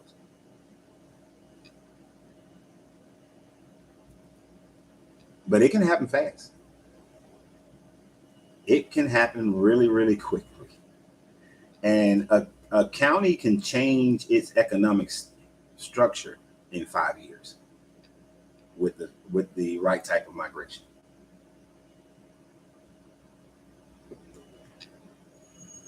You from Yazoo City, Mississippi? There's somebody famous from Yazoo, Mississippi. That's the only reason why I know of it. Is it Morgan Freeman, or was it Richard Pryor who always talked about Yazoo, Mississippi? I don't know. It's somebody I heard of from there. That's the reason why I heard of that place. Do you think the power that be would present any pushback? Of course they would. Yeah. Once they see what's going on, they would try to push back. They would try. But look at some of the other opportunities that it presents. So then you have a black construction company who goes into that county or that city. They bought up some land, and they decide, and they're building an apartment complex with businesses at the bottom. All right. So them building that apartment complex is going to provide jobs for people who work in the construction industry. And then the businesses that will go in the bottom will provide jobs as well, which now you can stack a larger number of people in a smaller area. So people will have to initially be willing to say, I'm going to live in an apartment. I may not get a house. But before they know what's going on, there will be a large number of land purchases that will happen before they know what's really going on. But after 5 years, when we're in control of the zoning board, we're in control of the city council, who's pushing back? The city. When you get ready to do a new development or start a business somewhere, it's the city council, it's the city, it's the zoning boards, it's the business license people, it's all those people who come in, who make decisions, develop land or raw, both. Both. You take developed land and raw land. You buy raw land and you do developments on it. You take developed land and you go ahead and take it over. All right. Like this space that I'm in right now, it was a white company that used to have this space. Actually, this building that I'm in now, 10 years ago, there was nothing but white businesses in this plaza. Now, this plaza is about 66% black business. Yeah. Yeah, it's about 66% Black business in this. And this area that I'm in used to be like 70, 80% white, Caucasian. But it's been whittled down to about 50% Caucasian.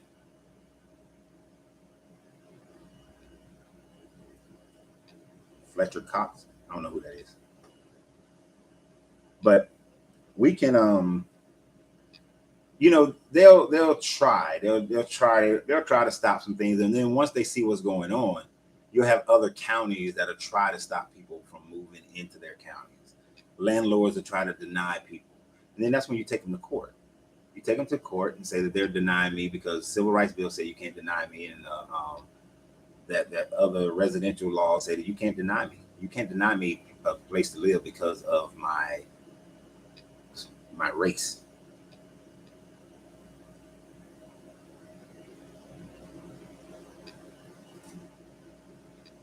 We're not scared. I understand your thought process. I understand that it looks like we're scared. Get right, Moody. I understand it looks like we're scared. The problem is we don't have the leadership that is pushing the agenda. We don't have the leadership pushing it, which is why I'm talking about it. And the more and more I grow this channel, the more and more I'm going to talk about it. The more and more I'm going to, you know, connect with people to do it. Right. It just has to be organized under the right type of leadership. Honestly, it's the right Black people, all people, any movement has to start with the right type of leader who gets the right lieutenants around him. Those lieutenants are the ones who really push the program. Those are the ones who really push the program.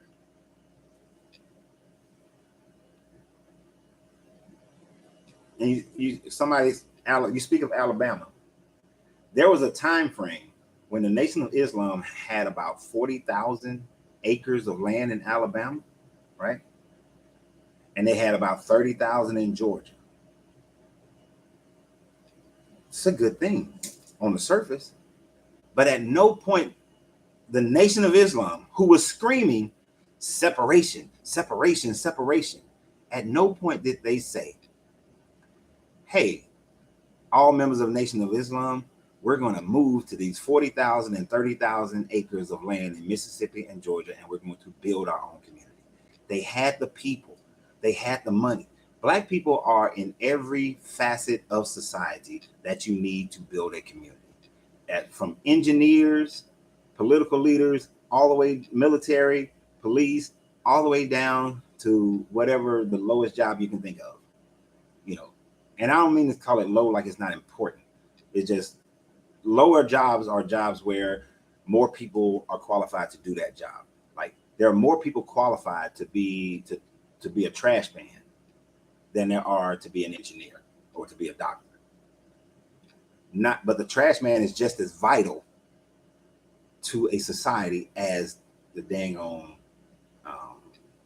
as the engineer, the doctors, the lawyers, and everybody else. Because if you think about it, when New York had their garbage man strike, that city was effed up.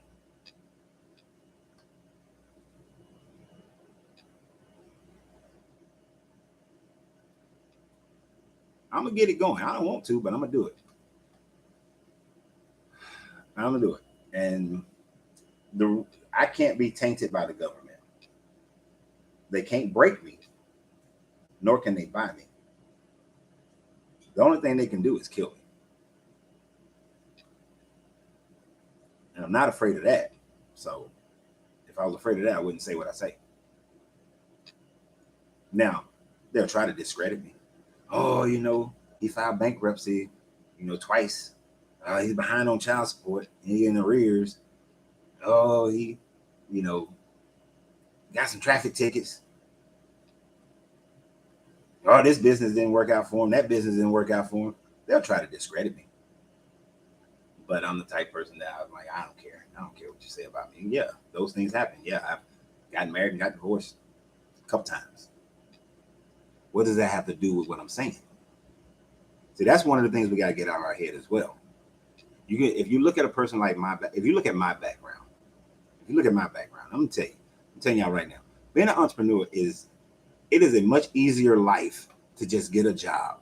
My life would have been much easier if I would have just stayed an IT guy. If I would have stayed an IT guy, kept working for the IT companies, I wouldn't be behind in child support. I would not have filed bankruptcy. Um, the divorce is still going to happen. But those things, the financial aspects, the financial downturns in my life would not more than likely have happened. But what does that have to do with the mission? Because being an entrepreneur is hard. It is hard. Very difficult. Consumers are fickle as hell. My website is being converted, should be ready by tomorrow. If it's not already today, I haven't checked it. So that people can buy cigars online. You know how hard it is to get people to buy cigars online? I'm going to make a t-shirt line just because of the little sayings that I say. You know how hard it is to get people to buy them goddamn things in mass? It's hard. Any business you start is not easy unless you have a dedicated vision of the people. Now, there's a dedicated vision of the people, and I have a cigar lounge and a popcorn shop, or a popcorn and ice cream shop, and we are dedicated to making sure that we all prosper. We will intentionally come to those businesses. We will intentionally buy from those people. But you'll initially only get about 18% at the max. Let me rephrase that. Initially, you can only count on 5% of the people coming. But in order to be successful, to be able to make it last, you need at least 10% of the population coming, right? That way you can be sustained.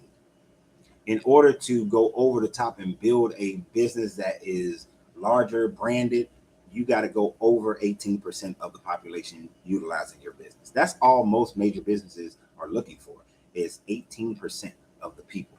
When you can get that next 34%, you Jeff Bezos. All right. Amazon is they're getting that almost that 45-50% of the population using their product. How? That's rare as shit. That's rare as hell. Facebook or Meta, as it's called today, they have, you may think everybody's on there, but less than half the population is on it. Less than half the population is on TikTok and YouTube. But look how big they are with less than half. So you don't need everybody. You don't need everybody. Even though there's 47 million black people in this country, we don't need everybody. That 50% don't. But if you can tap into 18% of the population, your business will flourish. Your business. Within 1 mile of this cigar lounge is roughly about 100,000 people, right? If I had 18,000 people coming and supporting this cigar lounge, I would have, with the average purchase being around $30 to $40, do you know how much flow would be coming through here? How much money would this damn thing would be making? How many more cigar lounges I would open? How many more popcorn shops, ice cream shops I would open if I had 18%? If I had 18,000 customers? My popcorn shop survived on 5,000 customers. This cigar lounge right now is surviving on less than 1,000 freaking customers. Different customers. You know, I got a lot of repeat. You get tons of repeat in the cigar business because a lot of cigar smokers are like me, where they're smoking at least 1 to 2. Well, I smoke about 4 a day, but most of them are smoking 1 to 2 cigars a day. They're repeat. So you can survive on 1,000 customers. If I had 18,000, oh my damn.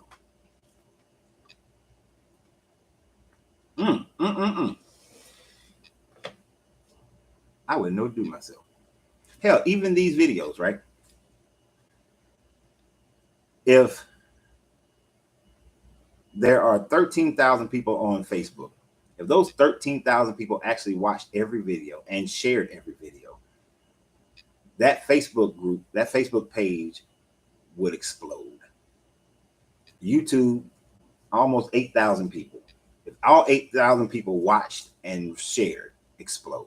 27,000 almost on TikTok. It would explode if everybody on who has followed the pages shared, watched, watched, and shared the videos. It would explode. It doesn't take a lot. It doesn't take. It's like retirement. If I ask you guys, how much money do you think you need to have in a bank in order to retire? Most people will give a number. And they say, oh, I need 3 million, I need 5 million, I need 10 million. No, you don't. No, you don't. You do not.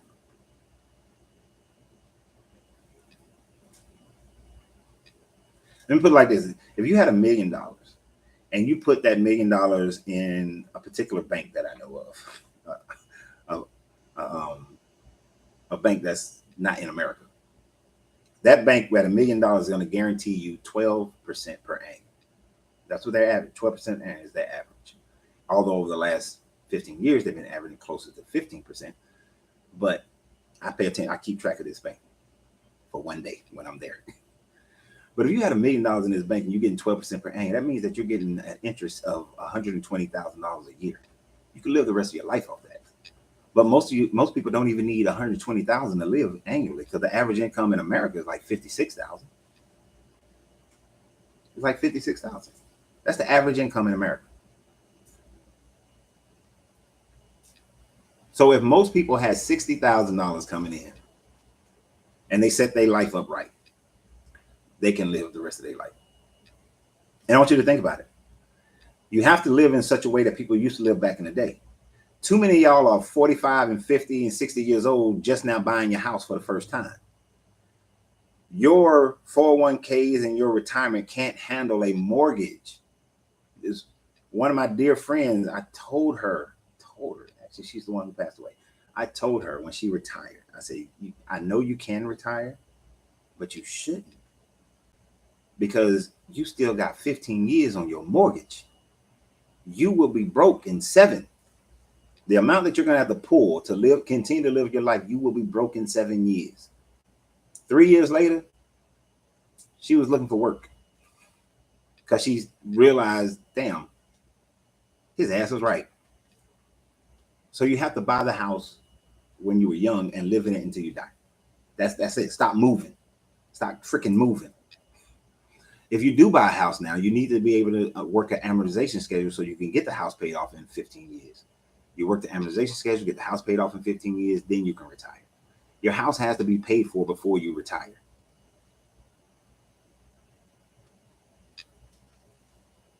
You're 37, just now starting looking to be a homeowner.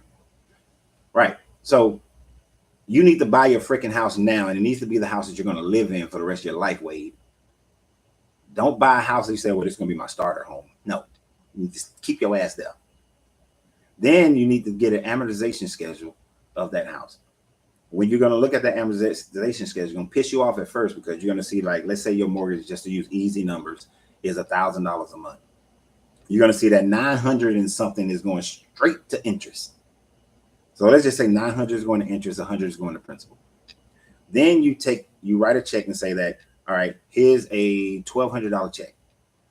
This $1,200 check accounts for principal payment January 1 of 2024 through December of 2024. You send that in, and then you put a note in there, please send me a revised amortization schedule. Countrywide, when I had them, they sent me one and it had no changes to it. I said, no, I paid these were I had a copy of the check and everything, and use a cashier's check to do it, or a regular check, but don't do it through automated payment. And I told them, no, send me, this is not an updated amortization schedule, because these payments were for these principal payments. The adjustment hasn't been made. I had to send that to their ass 3 times before they sent me the right amortization schedule. All right, now I got the right one. So then I sent them another check like that. You know, it's a little bit more, but I sent them another check like that, because the principal and interest changes. They still messed it up. I had to go through it with them like 4 times before they finally got it right. And after I was the squeaky wheel, so I got the grease. Every time I sent one in, they would immediately send me an updated amortization schedule.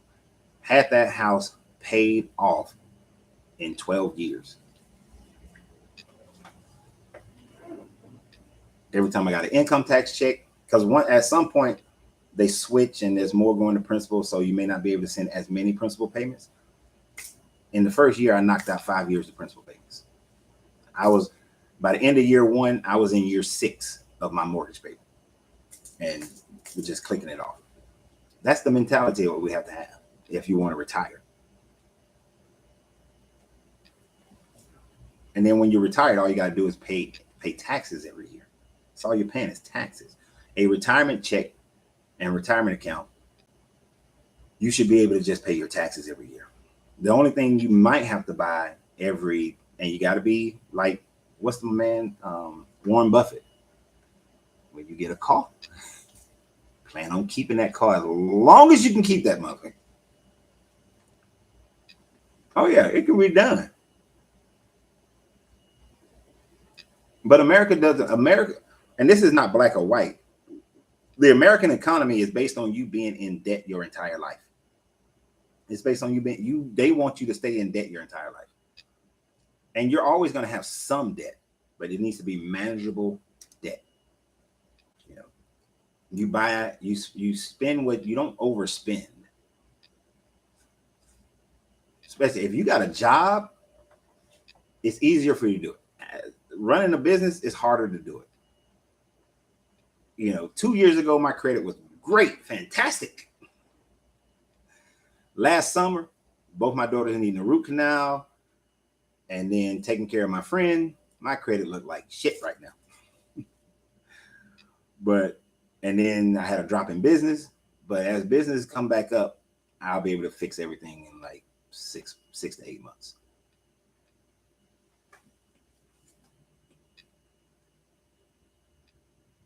And as an independent contractor, you work towards having anywhere from 3 to 6 months of life saved up. 3 to 6 months of life saved up.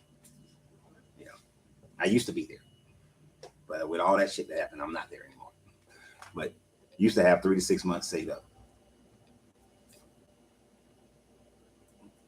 because it's harder. When I lost the IT contract, well, I didn't lose it. When the contract just ended abruptly, I had 2 years of life saved up.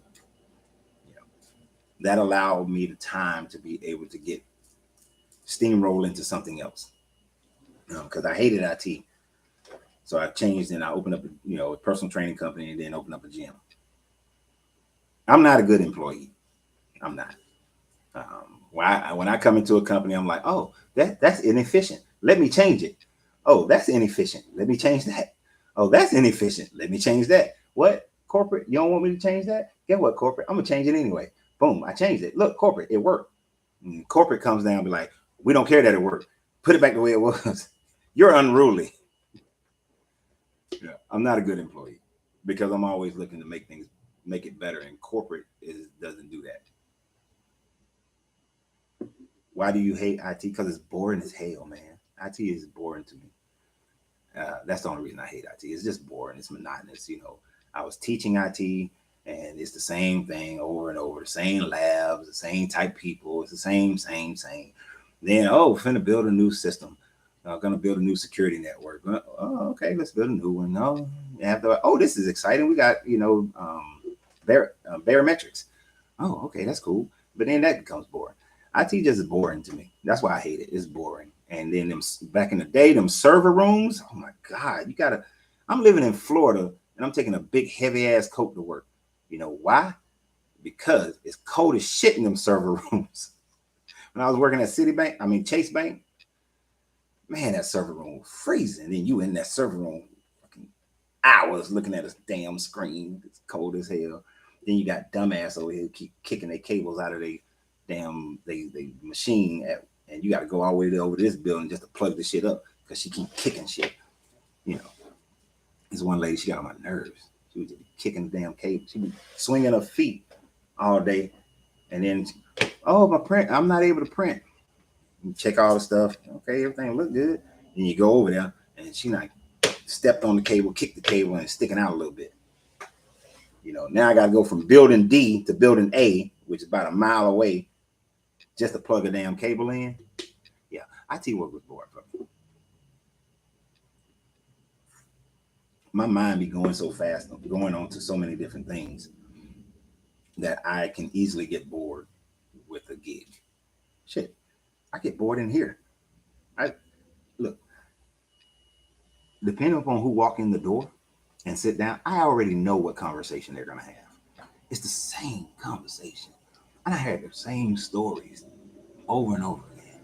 Matter of fact, this guy tried to tell me some stuff yesterday, and I said, "Yeah, man, you already, yeah, about your this, you already told me that because this and that and the third. Yeah, I already know that part. Skip to the next part." uh, uh, I got the A+ certification, but I changed my mind last minute and went to electrical because I wanted to earn my money. I was a fool. Yeah, but look, I know a lot of people got into IT, and then once they got into it, they didn't like it. I was one of them. In my class, when I was getting all my certifications, I'm going to say out of that 30, 40 people who was in class, maybe 10 people are still in IT. A lot of us got out of it. A lot of people got out of it because, you know, I can do something just for the money, but I'll get bored.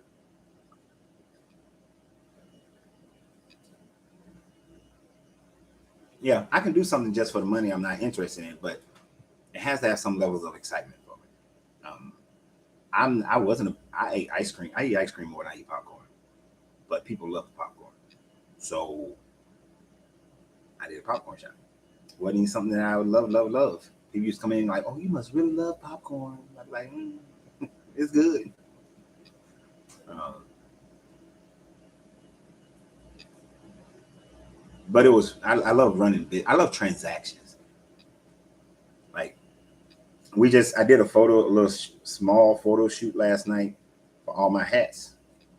So soon y'all can go and buy these hats. It is not the hat that I'm so in love with, even though I do love these hats. I love all my little cowboy hats, especially. I love the hats, but it's the transaction that gives me that. Ooh.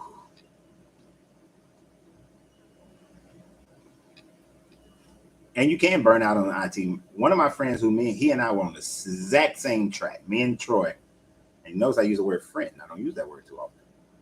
We was on the same track, right? That has been catching your eye the whole life. Hey man, give me a couple days and you'll be able to go buy this hat. So don't go buy it nowhere else. Don't even go look for it. But um, me and Troy was on the same track. Troy makes way more money than I make, right? Has for a number of years made way more money than I do. His salary starts with a two and a six figure.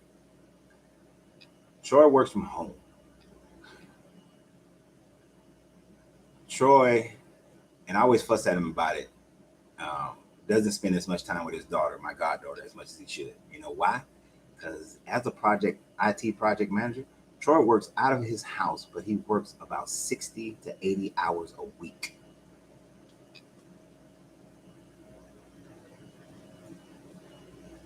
There ain't no way.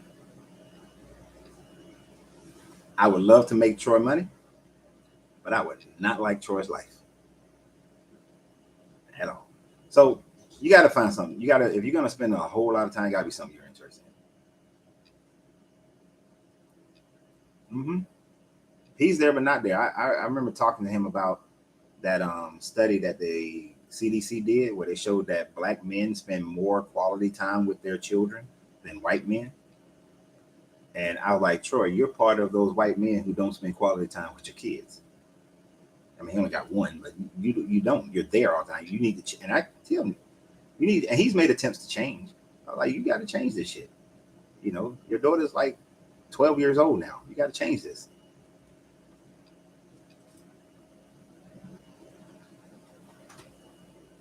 His love is cars, so he did a business that involved cars.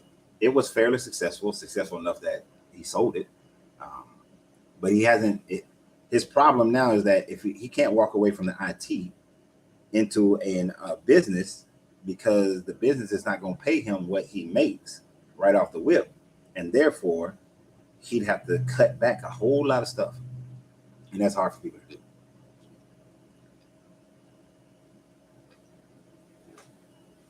So choosing these careers, you have to identify something. Like my son, smart enough to go to college, but would have been a waste. He likes working with his hands. He likes mechanical things. That's why he went to the Air Force.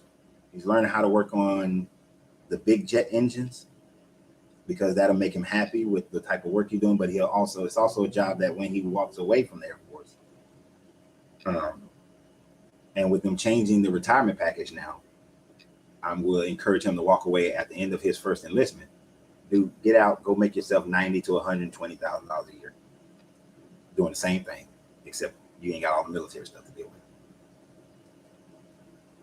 with. As I get older, time is starting to be more valuable than money. Time is way more valuable than money. I wish I'd have known that when I was younger. I knew it, but I wish I would have followed it. So I'll put it that way. There's a lot of things I would have done differently, which is why I try to do them now. Hell, I would have started this movement a lot earlier. IT can be challenging and frustrating, especially if you get stuck. I got some experience in programming from college and sort of like program, but I don't love it. Yeah, I don't love it, don't like it. Look, I got the DBA certification. They told me there was no programming in the DBA certification. Them motherfuckers lied through their teeth. SQL Server has its own programming language. And as soon as I saw that shit, I was mad that I had signed up for that class. I cheated my way through the class. Every situation of creating the database, I will put it on a forum. This is what I work at this company. Can't tell you guys what the company is. This is the issue. I got to create a database that does this. And then within a few days, somebody would send me like 12 pages of script. And I would put that script in, see if it worked. If it worked, great. If there was an issue, well, I put the script in, but instead of this coming out, it come out like this, that's the third. Then next thing I know, I got 2 new pages of script to replace some of the pages. And then I put those scripts in, it worked, and that script would work. And then I got an A in the class. I never went and took the certification though, because I would have failed the shit out that certification. Because I didn't know how to do it. I just wanted to get through the class so I can get my degree. But I hate it. Damn, we now went off track. But yeah, let's get back on track. What were we talking about? I prefer learning how the brain works and how it relates to how we compare how the computer works. I mean, your brain, I don't think there's a computer on the planet. The AI will probably change that. But right now, I don't think there's a computer on the planet that we know of that is more complex and can compute more things than your brain. Our issue is being able to access it when we need to. You know, it's a lie that we only use 10% of our brain. We use all of our brain. It's just we don't use all of our brain at the same time because all of our brain doesn't function for everything that we're doing. Your creative portions of your brain are not always at work because you're not always creating something. You know, the motor skill parts of your brain is always at work, but if you're sitting on your ass, you ain't really using much of it at that time frame. We use it all. Being able to delve into the memory banks, that would be the amazing thing. That would be the first amazing thing. If you can, you know how people have like photographic memories? Everything you've ever seen, smell, touch, taste, all your senses, everything you've ever done like that, everything you've ever heard, your brain stores it. If you can access all of that, amazing. Understanding, you know, energy. If we can really truly understand how energy moves and flows, the things your brain will be able to do at that point. Shit, I'll be able to look at that ashtray over there and levitate that thing right over here to me. And I work on that. To be telekinetic and telepathic. I don't fuck that. Empath, for everybody who's empath, great. But I don't want to feel what other people feeling. I want to know what you're thinking. To move objects. That's why when a movie like Phenomenon or Powder, love those movies, because it's a demonstration of your brain being able to understand energy to the point where those kinds of things can be done. And if you can understand energy and frequency, well, in able to understand energy, you would have to understand frequency. To understand it at that deep level, you would understand the universe. You would be in flow with the universe. This is why I love the book, the Tao Te Ching. I love the Tao Te Ching because that's all it's really talking about, is getting into the flow of the universe. If you can get into that flow with understanding, and you can negotiate with that energy, not force, but negotiate with that energy, with every frequency, the capabilities of your mind would be, they lock you up. They cut you open to study you if you can do that.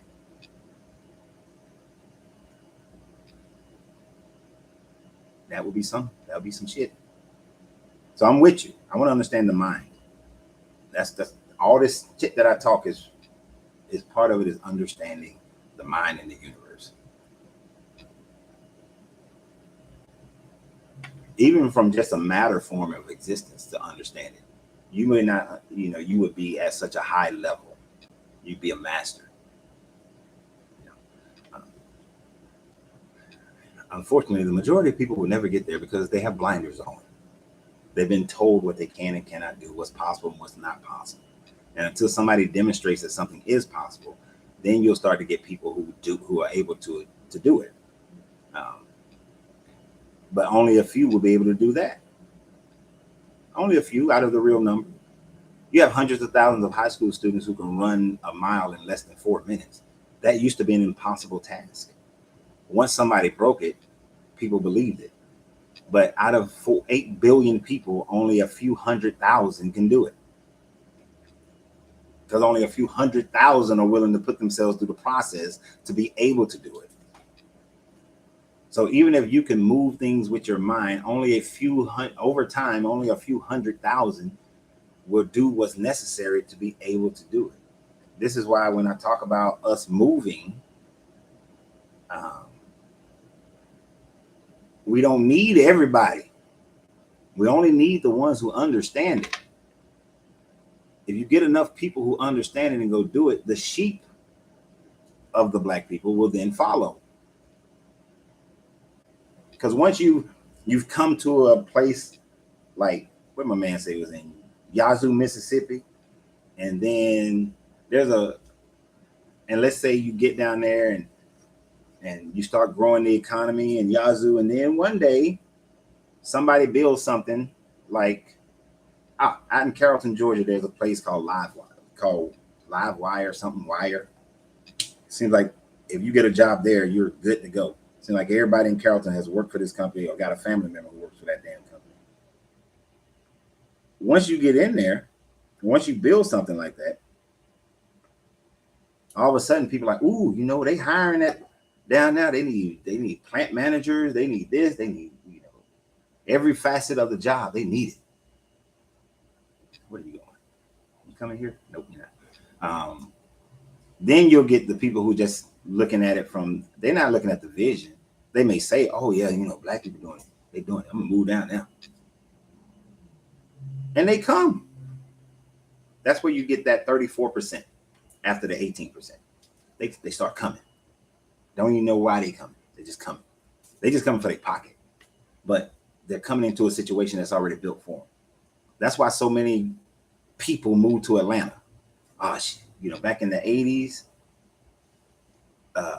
people came down here. A lot of them came down for stuff like Freaknik. And they got here and it was like, damn, Atlanta live. Black folks doing it in Atlanta. I'm gonna move to Atlanta. And then we had the Olympics in '96. And folks came down here and like, oh shit, look at how much our houses cost. And man, I can get me, they got industry and everything growing in Atlanta. Boom, they moved to Atlanta. Right now, if you drive through downtown Atlanta, you will see construction going on all over the city. And people are like, oh hell, they building shit in Atlanta. The economy in Atlanta is growing. I'm gonna move to Atlanta. And they just move because they see the opportunity. That's all we have to create in order to get, once we start hitting 10%, that we go over 10%, economies in the South will start growing, and the Black economies in the South will start growing. And when they see that, oh shit, it's the economy in this county is growing. Black people are the mayor, the sheriff, the police force. They all on the council, everything. Man, that's a great place for Black people. I can be safe. I can raise my kids there. The educational system is getting better and better, and it's great. They'll move simply because they see that it's a safe haven, and they'll go ahead and move. They won't be part of the vision. They're not moving because they saw the vision. They're moving because they see the opportunity to satisfy whatever their need is, whether it's safety for their kids, better education for their children, a better job, better lifestyle. They'll move for that reason alone. That's why I don't need everybody. We get that first, really, in all honesty. See, we always think the number is higher. What I really need is that first 10,000 people that we all move to one county, a small county, a small rural county. It doesn't have to be too far outside of a major city, because I know you need your major city stuff. We move to a rural county, first 10,000, where the population in that county is only about 10,000. And we take over that county.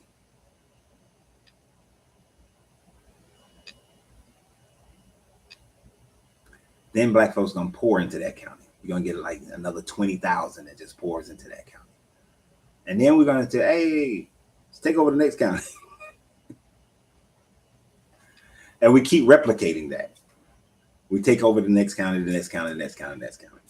Next thing you know, people are like, shit, man, this whole little area in Georgia, I'm finna move to this whole area in Georgia because, shit, Black folks doing things in that area in Georgia. Because that's all Atlanta is. Black folks moved here because they said, oh, they doing shit in that area. Black folks moved to D.C., man. Shit, you want a good government job? Just go to D.C. Damn near half the population in D.C. work for the government. So all we need is that first 10,000. First 10,000. It's not even a lot of people. Out of 47 million, that's not a lot of people. I know I said 1 million people moved out to Mississippi. That'd be great if 1 million people just did it. But all you really need to start is with that first 10,000. And then pump the shit out of it. As it's pumped, people will start saying, oh shit, that 1% will see the vision. 1% of 47 million. 1%. What's 1% of 47? 470,000? 470,000 people moving into Mississippi. The balance of power changes. It'll start changing. It'll start changing right then. And especially moving to your less Black population, dense population. You go out and take over a county outside of Jackson, Mississippi, or Meridian, or Vicksburg. A county outside of Birmingham, Montgomery, Mobile. We like to congregate to the cities. We like to congregate to our Mobiles and Birminghams and Atlantas and Charlottes and all that. No, we go take over one of them damn counties that's outside of them, that's less populated. We'll take over that county. And we finish taking them, and then we grow. Like I'm here in Georgia. There's a place that's only 20 minutes from where I'm at right now. 40 minutes away from Atlanta, the city itself. You go take over Loganville and whatever that county is in Loganville, or Grayson and whatever that county Grayson is sitting in. You go take over that, and then you rule that whole county out there. Still close enough to the city where you can get everything that you need that the county doesn't have yet, even though the county already has everything, most everything. And we take that over. And we keep taking over all these counties, small towns, counties surrounding Atlanta. You have a bigger base. And then you just keep spreading like a virus. And taking and taking and taking and taking. Before you know it, we have all of North Georgia. Or central North Georgia, or we don't mess with North Georgia yet and go central, because we really want to go south first to get all the way down to the port in Savannah, because we want to control Savannah and Brunswick, all that area. You want to control the port, and you're controlling the majority of the river. And then you go east out to Augusta. So you control the Savannah River and the Chattahoochee River. And then you go southwest, all the way down to Florida and all that area. Because there's water, there are riverways and waters and lakes down that way. You take control of all of that. Then you take North Georgia. But even before we even get to North Georgia, we already controlling Georgia. And you'll see a mass exodus. That's the other thing. You'll see a mass exodus of Caucasians who will be like, shit, Georgia, there's too many black people in Georgia. I'm getting the hell out of here. That's why they're going to have to sell something. That's why some of the land that people say, yo, you going to be able to buy that land? Yes, you will. Yes, you will. When you got that Caucasian who owns 1,000 acres of land, but he's surrounded by black folks, they're going to move. A lot of them will move, and they'll get the hell on, which will just give us even more political control over the area. Isn't that what they did with Manifest Destiny? They sent all them white people from the cities in the East Coast and sent them all out to the Midwest, and they took over the Midwest. And then once they filled up the Midwest, they took over the West. They took over the West. It's just it's the same thing. It's colonization. It's just we colonize. We become the colonizer. What works for them, what worked, ED, past tense, for them, can easily work for us, and it's easier to do it now than it was to do it in the 1920s, 1930s, and 40s, and 50s. It's easier now for us to do it than it was back in the day. Because they can't stop us. If they're trying to use things like eminent domain, they'll try to use eminent domain. They'll try to use things like that. You take them to the state courts. You fail in the state courts, you take them to the federal courts. And you continue to fight it. That's why lawyers are very important. And then once you control the state, shit, they can't do shit. The federal government tries to do something, tries to not allocate the equitable amount of funding to the highway system and school systems. And it's like, oh, hold on. Federal government, according to your own rule, we're going to take you to court, federal district courts, federal Supreme Courts, superior courts, and then up to the Supreme Court if necessary. And you take the federal court to take them, and then you utilize social media as a weapon. You weaponize social media to make sure that the world sees what America is trying to do and their unfairness and their inhumanity, and you get the world on your side. Public sentiment is an amazing thing. Every government, every society functions on the emotions of the people. It doesn't function on the money as we would think it does, because money functions on the emotions of the people. Everything functions on the emotions of the people. When the world sees how America is trying to stifle black people, the world will come to their defense, will come to our defense. I guarantee it. Trade partners will have issues with America. America's always trying to throw its weight around about other countries. But when the same thing is happening in this country, then the world looks at them differently. Just like the world is looking at America differently, because they're saying like America is trying to say something to Uganda and say something about Ghana. I think it's Uganda and Ghana and Congo, I believe, that they're trying to say something about their anti-LGBTQ, their alphabet people. Rules, laws that they've enacted. But the world is like, oh, you ain't saying shit about Saudi Arabia, who is worse than them. You know, who have more stringent, I ain't gonna say worse, who have more stringent laws, because that's the laws those people want. That's the laws they should have. But you're not trying to say anything about them. But you want to say something about these countries because you feel like you can bully them. So the world is looking at America differently when it comes to that.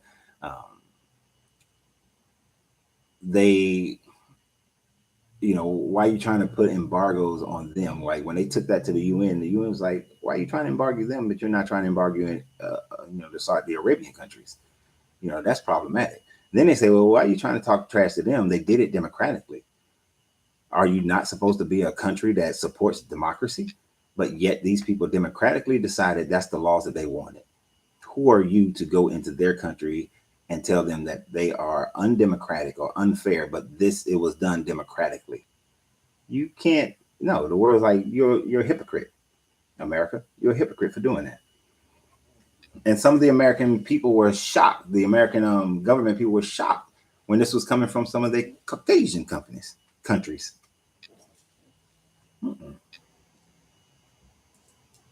We'll hit them the exact same way. The exact same way. I'm pretty sure that's why some of my videos don't get published this way. Can't have that black man out there saying that stuff. He's trying to take away our America. Goddamn right. Actually, I'm not trying to take away their America. You can have your America. I just want the Southeast. I just want the Southeast. From Houston, a little bit of Arkansas, some of Tennessee, all of Louisiana, Georgia, Louisiana, Alabama, Louisiana, Mississippi, Alabama, Georgia, North and South Carolina, and Florida. That's it. That's all I want. That's all I want. I want that land. I want that land. God damn it. I want that. That can be our Wakanda. Everybody running around talking about Wakanda forever. Shit. We have the ability to make it real. We have the ability to make it real. The only thing stopping us really is us. And we can overcome every challenge that they throw at us. And I would, and y'all know I ain't right in my mind all the time. I would love for them to try to stop us militarily. Oh, I would love for them to stop. Because for them, it would be a no-win situation. Whether they are defeating us militarily or not, it would be a no-win situation. Because the world is not going to look upon them favorably. They try to attack us militarily. You don't think that Russia and China will be like, hey, hold on, partner. Y'all talked all that shit about us. Going into Africa, going into Ukraine, all that. Look at what y'all doing to your own people. Nah, we got y'all back. We got y'all back, Wakanda. We got y'all back.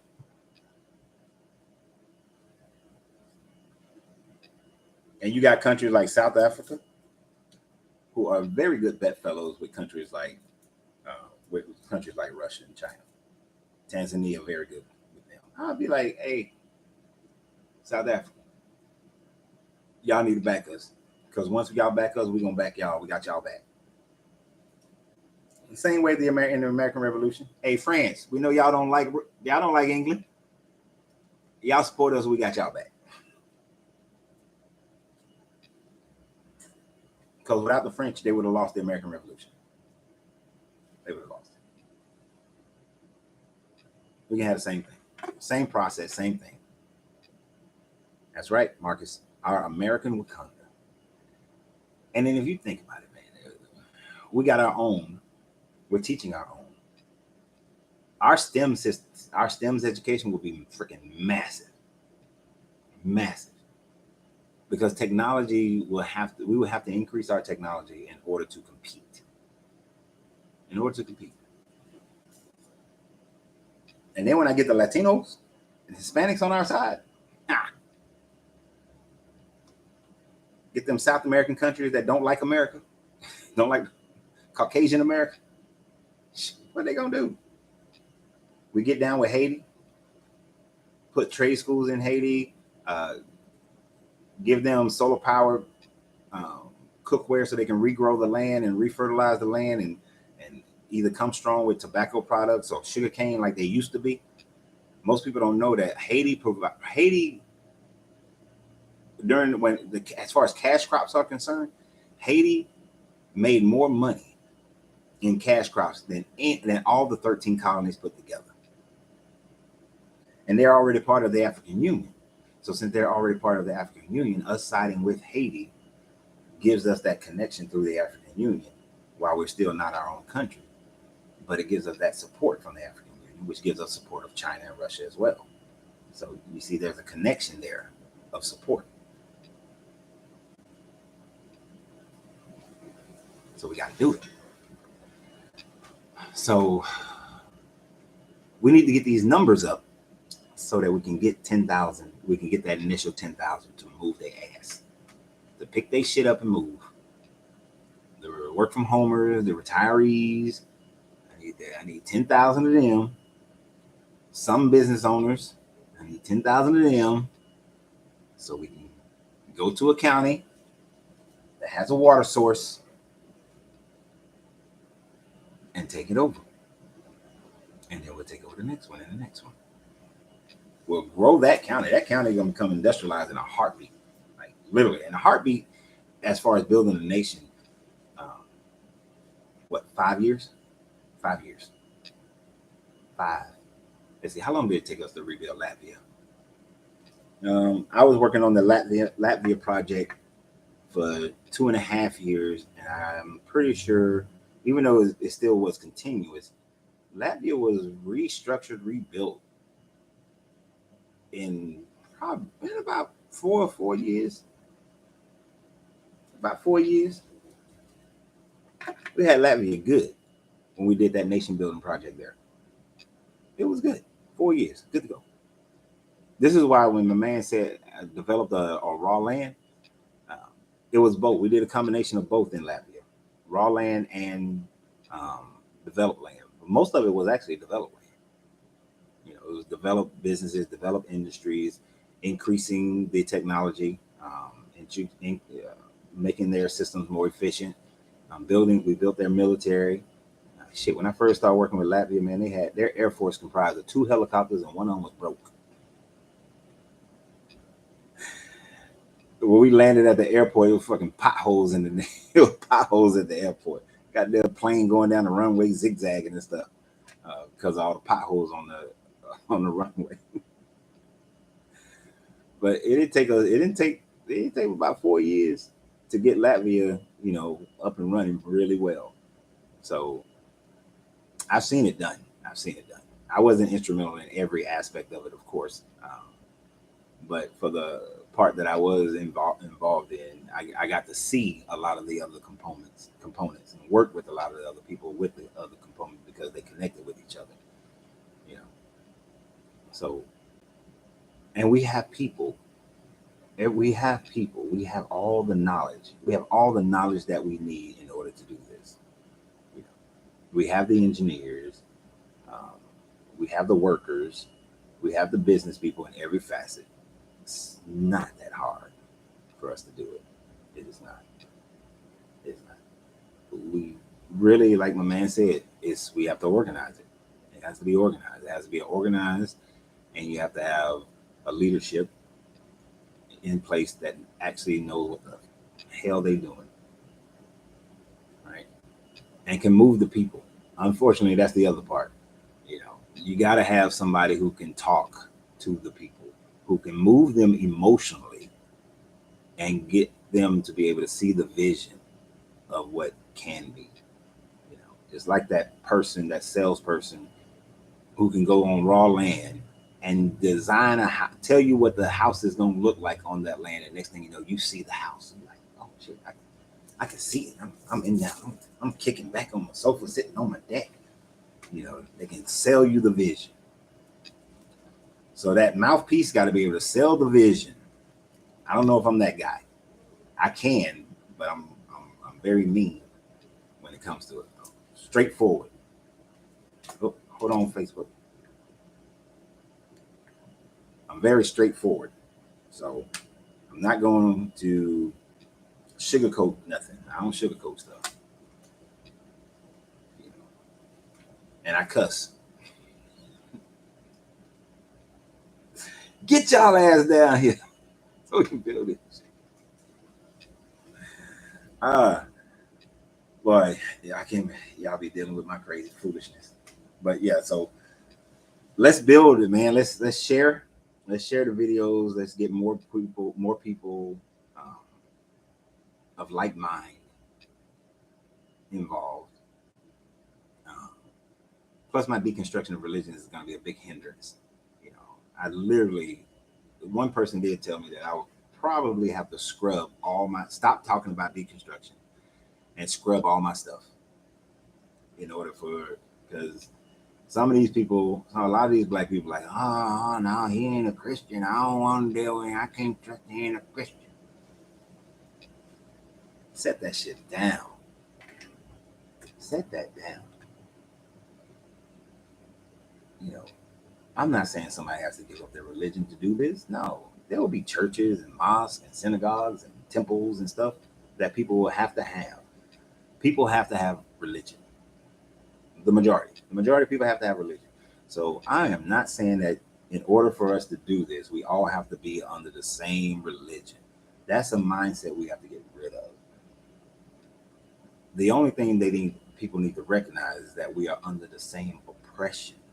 We're under the same oppression. It doesn't matter that I do not worship your deity. The only thing that matters is that we are under the same oppression. And that same oppression can give everybody a level of freedom they've never experienced before, can give generations freedom that they've never experienced before. They can have finances they've never experienced before, generational finances that they've never experienced. And that's the vision. That's the vision. To see Officer Friendly go down the street and know that that's Officer Friendly. That they're not looking to entrap you. They're not looking to imprison you. They're not looking to kill you. They're just upholding the peaceful laws of the community to keep the community safe and peaceful. To know that that's what the police officer is doing. To know that the fire department is going to come in a rush, not because you're white, you're Caucasian, or you're Asian. They're coming in a rush because your damn house is burning down or you have a medical condition. That's why the ambulance is running. Now, when you go into the hospital, the doctors aren't looking at you and saying you are a melanated person, so you can suffer through more pain. No, you are a person who is dealing with an issue, and I'm here to solve that issue. That a company, you walk in the doors of a company, you can put your actual full name on your resume. If your name is Quanisha Davida Johnson, they're not saying, oh, hell no. You ain't got to put LD Johnson just so you can sneak and get your resume through so you can get that interview. And then when they see you, they say, oh, shit. No, you're being judged based on your merits, not your skin tone. To have that comfort, to not walk with that anxiety, to know that your kids are in a school system that's safe, a school system that's teaching them in ways that allows for the school children to learn to be the best versions of themselves. This one don't want to go to college. He becomes a carpenter. This one becomes a welder. This one, becomes a computer engineer. This one, they do different things. This one becomes a master mechanic. This one becomes an electrician like Wade. Because that's where their intelligence is leading them, and that's where their interest is leading them. They know their history. They know the history of this country. They know the history of this world. And they know their history, so that they're not walking around thinking their history began as slaves. That there were societies of African descent, of native indigenous descent that built civilization. We redefine what civilization is to its true meaning, not what you've constructed as far as buildings and weaponry, and what you have done as far as coming together as a people in agreement to live as one people. That's civilization. Building that. That's the vision. That you can buy a house in any neighborhood and know that it's going to be funded by the bank because we own the bank. That you're not going to have to get redlined. You're not going to have to pay a higher down payment. You're not going to have to pay a higher interest rate. That your money goes further. That you actually have more money in your pocket and you can invest it for your future and your children's future. Getting people to understand that vision, that's what they can have by simply moving. and applying their talents. That's it. That's all they need to understand. Have your church, have your synagogue, have your temples. Pray whenever you want to pray. Do whatever your rituals are. I don't care. That's a personal thing for you. And you should have that personal freedom to do it without anybody judging it. But understanding the unified oppression and how we can get free of that. How we can get free of that. We're not waiting for heaven in the hereafter. We're going to have heaven now. Everybody's book, everybody's religion says heaven is at hand. The kingdom is at hand. The kingdom is inside of you and outside of you. You can have it all right now. Right now. You don't have to wait. You don't have to hope. You don't have to live on hope. You can live on knowing. You can live on knowing that your children are safe. You can live on knowing that you are safe. You can live on knowing that you can grow to become whatever you desire to become. That's the vision. That's what I'm promoting. That's what I'm looking for. That's what we're building. So share the shit out of this stuff. I'll do a separate video where I'm just talking about that so that you don't have to clip it or people don't have to fast forward 2.5 hours into a video. That's the vision. And that's what we got to have. That's what we're building. So with that, I'm going to end today. What's tomorrow? Tomorrow's Wednesday. Tomorrow, I don't know what we talk about tomorrow. I never know what we're talking about on Wednesdays or Fridays. I have no idea. Something to come to me. Thursday, we are finishing up the Kabbalion. And we're just in a part. We've done all the laws. We'll do a recap. I think the part that we're reading is just the axioms and a brief a recap of the axioms, which is going to go over each law. So we'll do a recap. We'll be doing a recap in the last chapter tomorrow of the Kabbalion. I need you guys to tell me what book you want to do next. I was thinking the Gospel of Thomas, but I'll hear from you guys as to which one you guys want to do. And then we'll continue on that one. That's Thursday. And Friday, I don't know what we're talking about on Friday. So with that, guys, I will see you guys tomorrow. I'll see you in a video that I'm going to shoot right after I finish this one. So as always, remember, you have to free yourself to be yourself because your greatness is non-negotiable. Good journey, good vibrations. And we are out. Turn all these things off.